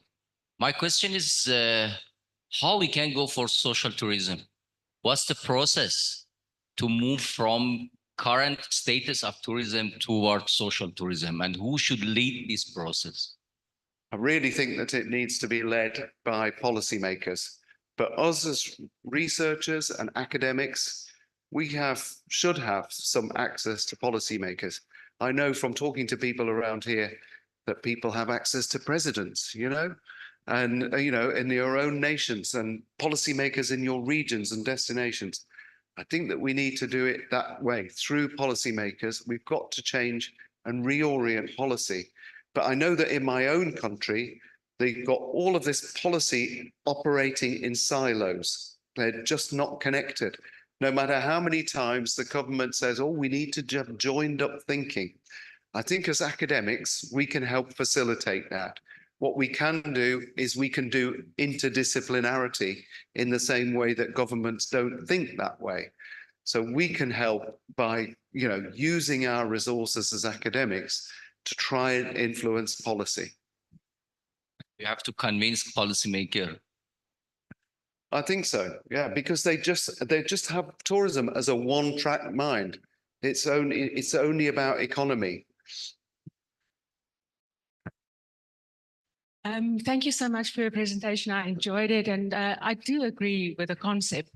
But coming from Africa, and coming from South Africa, where we have unemployment of about 30%, where 40% of the people live below the poverty line, government funding is below what it should be, and social grants is supporting the society. Social grants won't go to tourism or supporting tourist activity in that sense. So in our context, an initiative like this, should be driven by either private sector or it's not going to happen. Because government funding just is not there, and it will not be there for the next 10x years. In terms of getting that off the ground, do you have any sort of suggestions, etc.? I do agree. Even at the university, we have taken initiatives such as taking the orphans to the coastline, for them for the first time to see the ocean. It's unimaginable, and you can see it on their faces. But I mean, you can help a couple of people, but if you are talking millions of people who doesn't have the ability, so any plans or so around that would be great. Yeah, that's a very good point. And it's like, even in England, we have rising inequality and rising levels of poverty, and specifically child poverty. So there are like something like 4 million children living in poverty in the UK. We're the 5th richest country in the world. So it does mean that there's inequalities, but it's all relative, right? So I agree, in South Africa, it's a completely different context. And I also agree that, you know, we do need the private sector to be involved. But the private sector actually are quite amenable because it helps create their engagement with social activities. Often the tourism industry focuses on international level commitments to ESG or whatever it might be. So the CSR policies, right? But actually, if we can educate the private sector to think closer to home, how they can use their resources to support local people to have benefit or access to a holiday, then I think that they would still benefit from having those, from being able to create those positive stories. You know, it's very easy to use social tourism to make wonderful stories because the benefits that people see, as you say, you know, you see something for the first time, it's like, wow. And if you can create a narrative about how much good you're giving back to society, then I think that that helps make a stronger position. And we know that firms that act socially oriented or socially minded generally generate more profits, right? So I think that and also every tourism business has capacity. At the low season, they have capacity, and it's basically sitting around unused very often, or it's underutilized. So there is some capacity that can be offered, and they can make money from that, even if it's only a tiny little bit of profit. Scott, thanks a lot for a great presentation. Now, obviously, the concept of social tourism is conceptually very strong, and obviously it includes all the characteristics of sustainability. Practically, do you think that's strong enough to make a difference to overall tourism model? I mean, the reason I'm asking this question is, you know, we are seeing debate about alternative tourism now, and Dave Weaver published an influential paper in JTR, I think, for tourism management, saying that alternative tourism would not have the capacity to change the tourism model. Rather, we need to think about sustainable mass tourism. Okay, so practically, would that be strong enough to make a difference to the overall model of tourism development? Scott, thank you. Yeah, well, I'm talking about using mass tourism resources basically for social tourism. So if we think about Spain, one of the largest developments, mass tourism developments, is Benidorm. And Benidorm is also the recipient of the highest number of social tourists. It creates a sort of fundamental block of the tourism model or the tourism market for Benidorm. So I think that, you know, we can use social tourism to sustain what we've already got in terms of the mass tourism model. And I think that, you know, it's not really alternative tourism, what I'm proposing, because alternative tourism generally suggests sort of eco-tourism, new build, trendy, luxury, all of that stuff, you know, alternative, low impact. But actually, we have got a massive tourism infrastructure, specifically across Europe, but also in other Asia and also all around the world, here in Turkey. And there is capacity there already existing. You know, why look to develop more niche resorts or alternative resorts when we can use what we've got to sustain those visitor economies through mass social tourism? It would have to be mass. So alternative it's not small scale alternative in this sense. It's an alternative way of thinking about tourism as an economic driver of visitor economies, basically.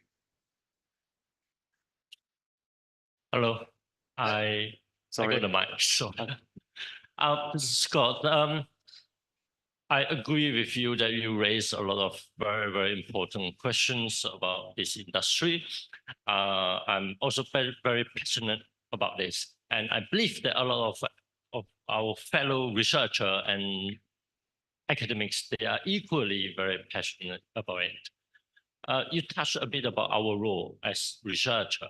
I hope that you can elaborate a bit and look into the incentives that we have to encourage young researchers to go into this area that really make it happen. But we understand very clearly that today our incentive is published to get paper published. The pressure that our young academic face is to get paper published. And then we will write and do research that can get our paper published, then to change and to look into the ability to change the industry. So I hope that you can provide a bit more discussion on this area. Thank you. All I can give you is my own experience, right? And my own experience is that when I found out about social tourism, I thought, hold on a minute, I'm a tourism academic and I was educated in leisure and tourism studies. And I'd never, in all of my education, I'd never heard of social tourism. It wasn't being covered. And I was passionate to, want to do research in that area and to try and raise awareness among the academy through publications, as well as to make a difference to the charities that I was working with and to try and influence policy, which we hopefully did a little bit in the UK and probably a little bit internationally as well. But the way that I did that was by being passionate about my research, forging collaborations with external partners like charities and putting on workshops for policymakers and all of that stuff. And the next thing I knew, I was being asked to submit an impact case to the UK government's research excellence framework. And then, I was encouraged to go for a professorship. So actually my own position here right now on this stage is largely due to this interest in this type of research, because I was passionate about doing the research. I was passionate about getting it published. I was passionate about making it make an impact, to have an impact in society. And I think that for early career researchers, that's what you need to be able to sustain yourself and to get a long-lasting career in tourism. And the other part about it is that it's about joining disciplinary connections, making interdisciplinary connections. So by thinking through social policy and tourism and education and employment and other types of areas of policies alongside tourism policy, it helps sort of spread the reach a little bit of the impact. So I would also recommend that to early career scholars as well. Hope that answers the question.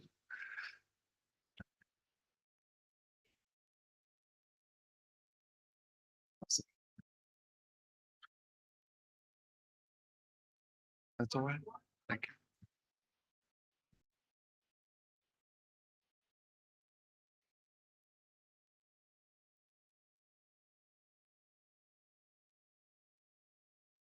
Thank you.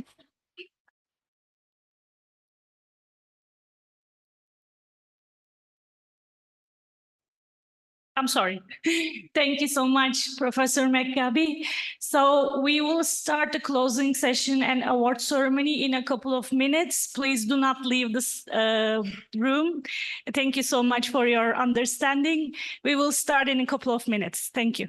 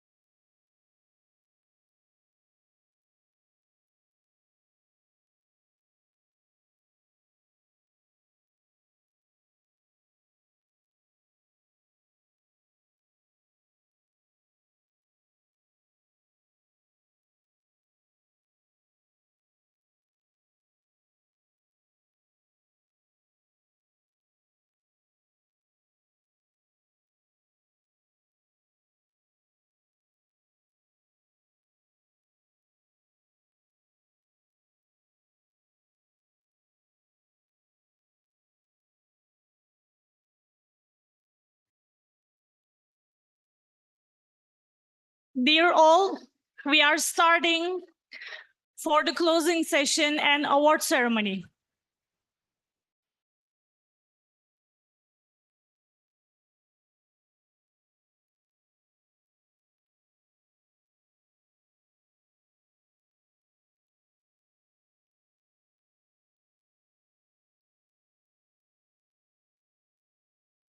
First of all, I would like to invite Professor Serena Volo to deliver her closing speech.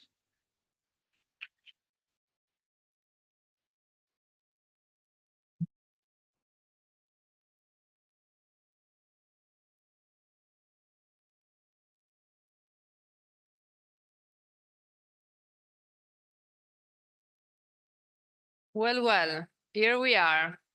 So I want to start the closing actually with a short story. I want to go back to last year. Last year, MTCOM conference was a wonderful experience for me. And I met lots of people. I have new friends. I have new associate editors for my journal who I met here, Teresa, a lecturer. And really, I connected to people. I enjoyed. I hope I create some value by participating to the conference last year. And it's okay. And I had this feeling when the conference finished that it was one of the best, maybe the best conference of my life.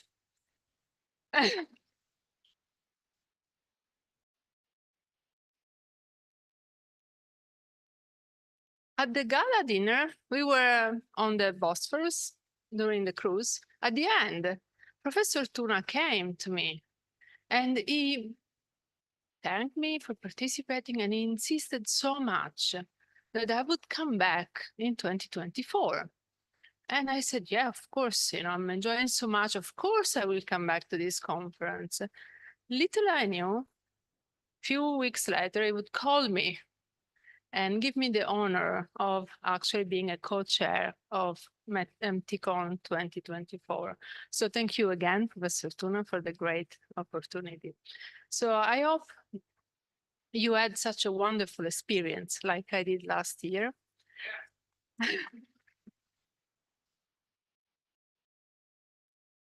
I think that was Adam. Thank you.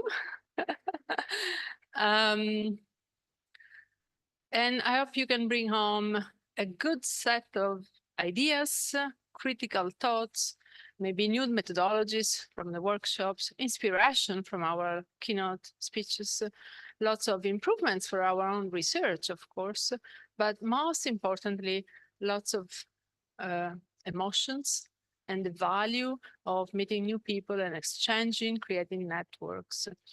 So this is my hope now that the conference is coming to an end.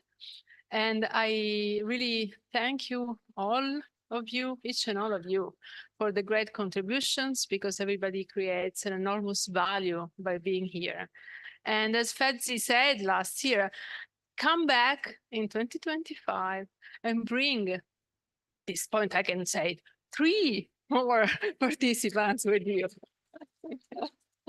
So, every year a little more, okay. 5, wow. Okay, so once more, thank you to all of you. And now quickly, we will see each other in a few minutes, so I'll be back, but thank you.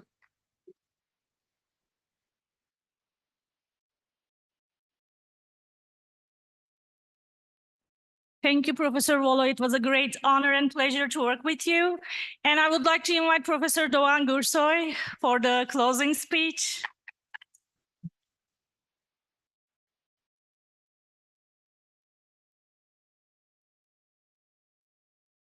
Thank you, everyone, for being here. I think it has been so far a great conference, better than last year's. Definitely a lot better than last year. I think team did an excellent job. They have been working on this for the whole year. And then the last 3 days, it was a packed conference with lots of activities, good food. When I came here, I was planning on eating less. I ended up putting on a few more pounds. So I guess when I go back, I need to start exercising, join Jihan.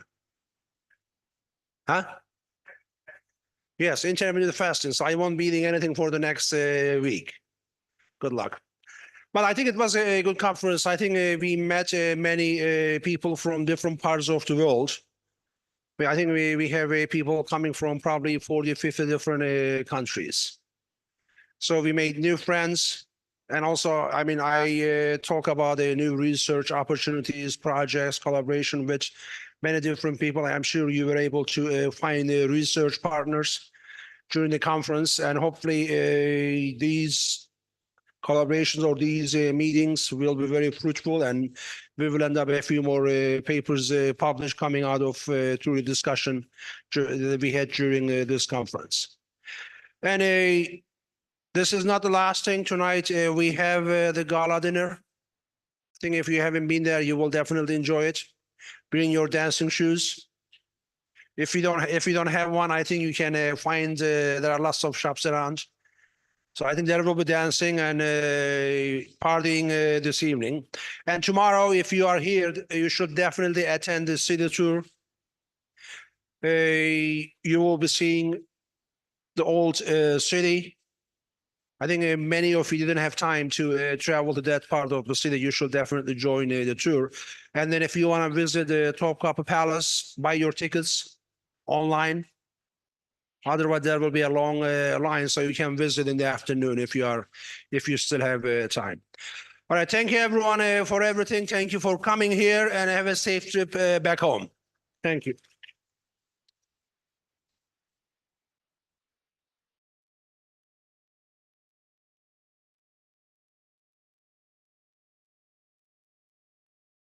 Thank you, Professor Gürsoy. It was also a pleasure and honor to work with you too. So I would like to invite two keynote speakers because we didn't have chance to give their appreciation plaque before. Professor Andreas Simon.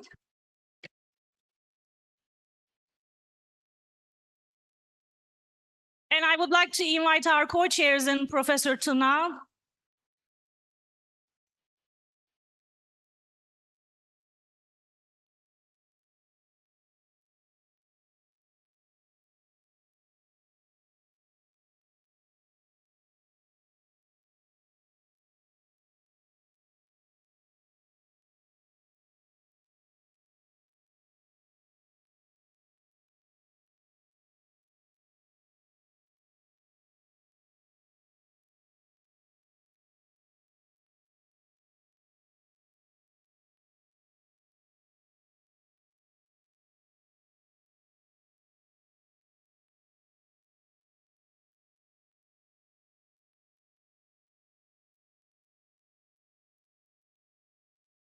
Thank you, Professor Simon. I will keep our co-chairs and Professor Tuna here.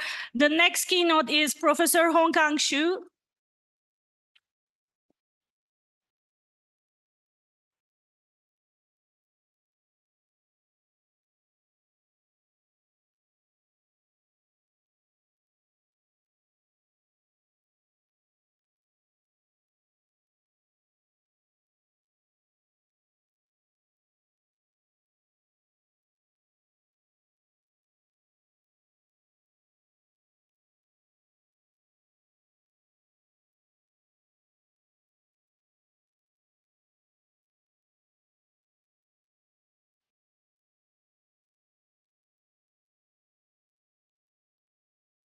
Thank you, Professor Xu.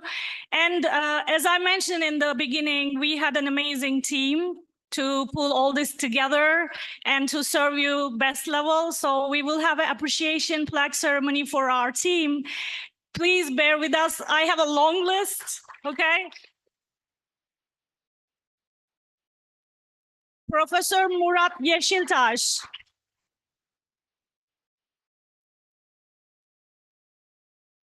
Associate Professor Emel Adamış, the leader, star.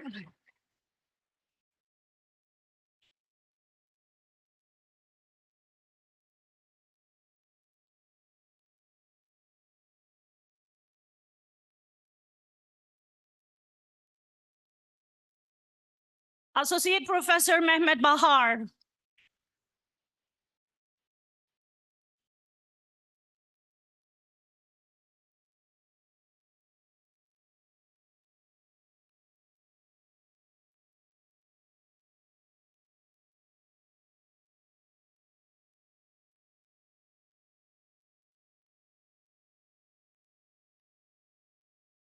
Associate Professor Gül Erkal Bayram.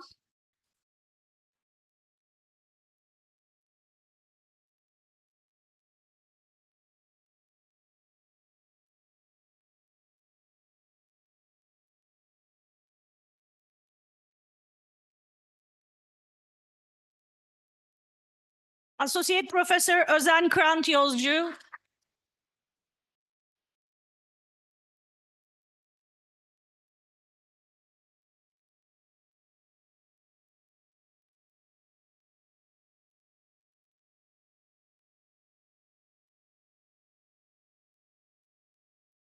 Associate Professor Eda Özgül Katlav.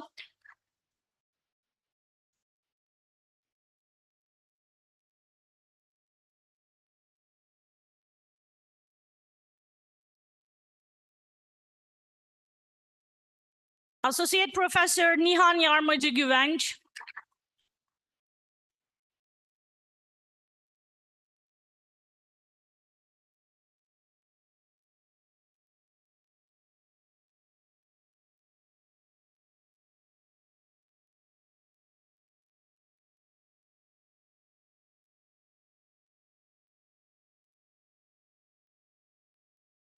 Assistant Professor Nilgün Demirel İli.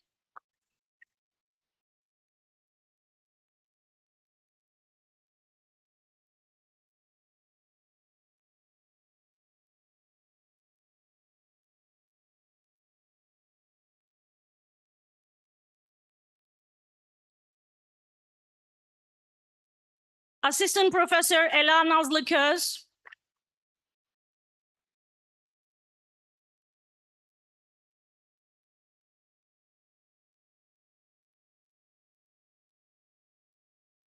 Assistant Professor Necibe Şen.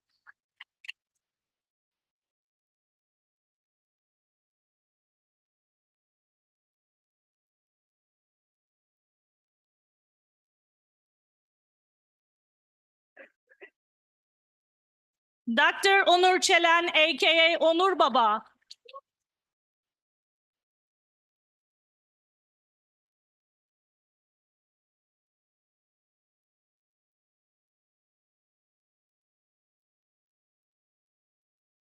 Lecturer Emrullah Cansu is going to take a picture of himself.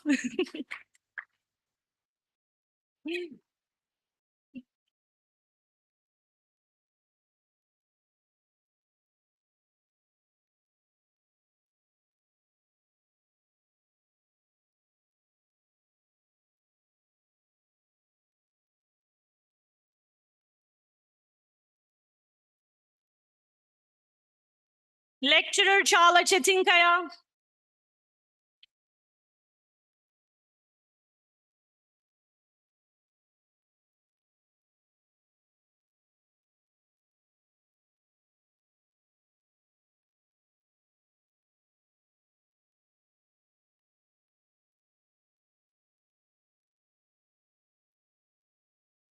Lecturer Engin Pulluk.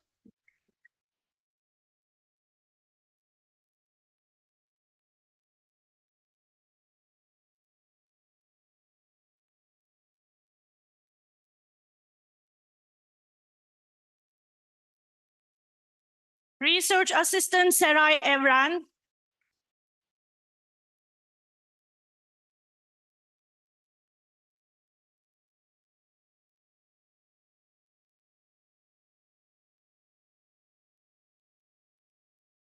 Research Assistant Yusuf Kenan Karaş.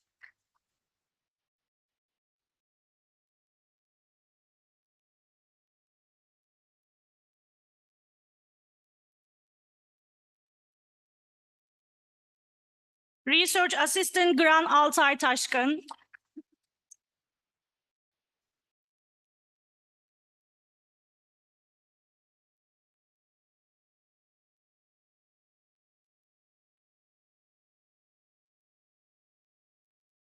Sinan Baran Bayar.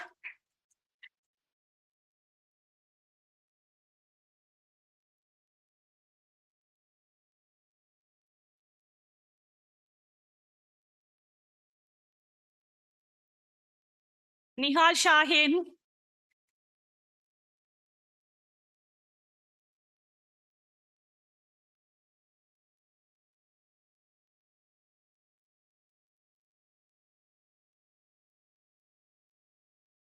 Rana Shat.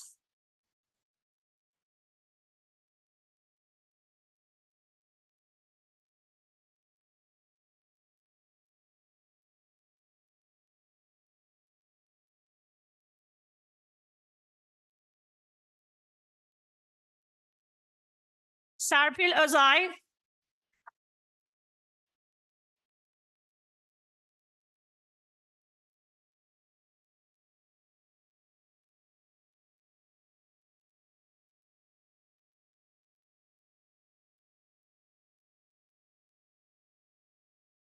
Master student Gülasal Nuritdinova.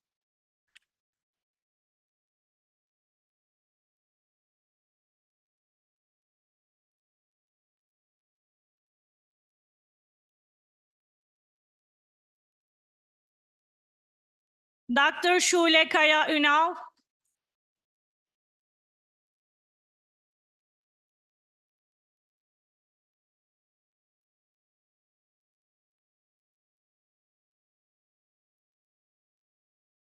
Dr. Pelin Tuna Arslan.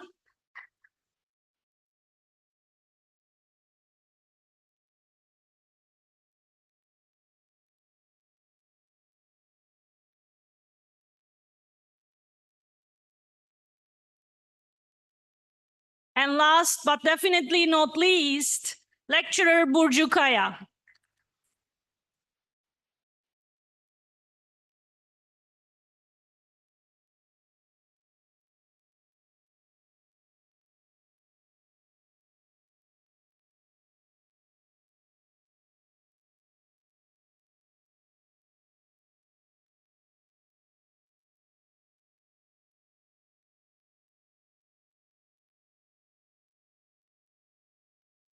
Let's give them another round of applause. Amazing team.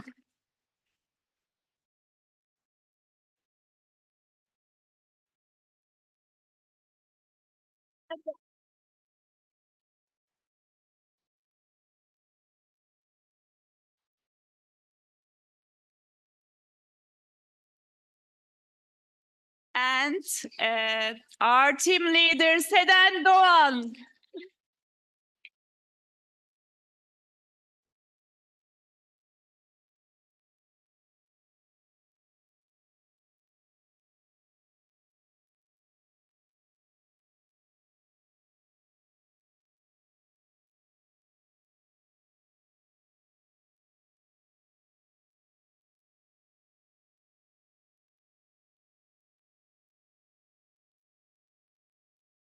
As you know, as a tradition, our chairs and session chairs selected best presentations. We will award 3 best presentations this year.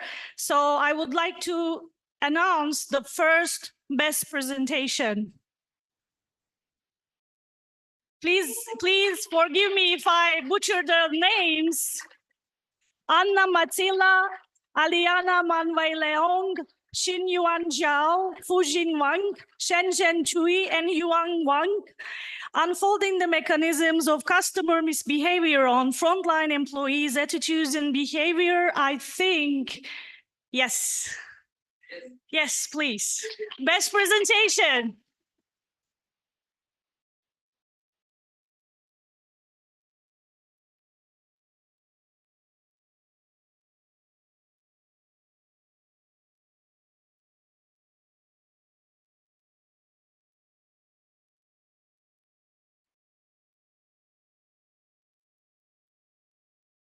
Second best presentation goes to Stelios Ioannidis, Giovanna Goretti, Fejo Almeida, Decentralized Autonomous Organizations in Tourism, a Theoretical Perspective and Real-World Paradigms.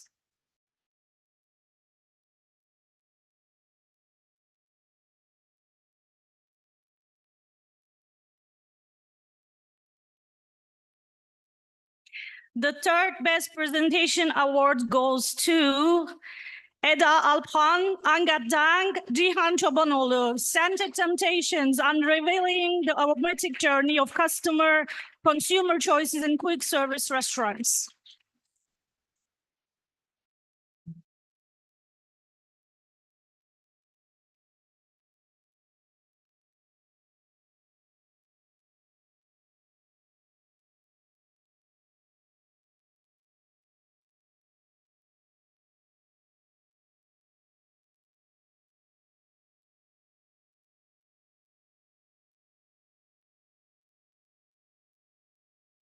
Now it is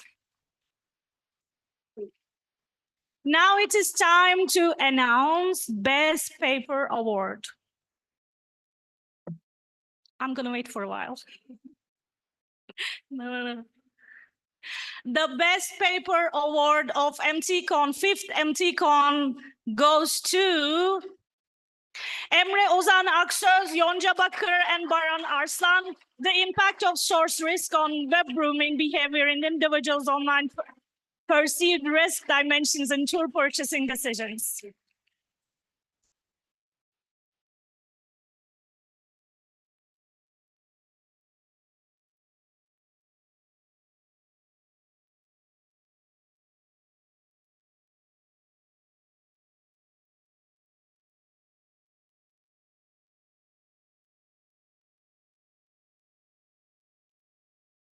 Now, please give a strong round of applause to our co-chairs and Professor Tuna, President of TUADER.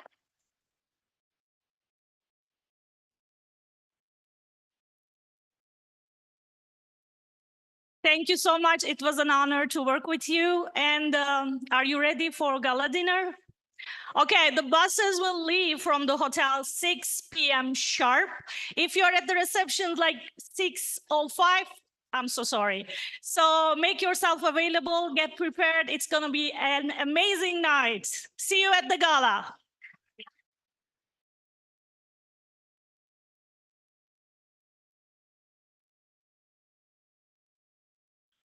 Participants, we want to take a group picture. Can you please come to the stage side? Yeah, stage side.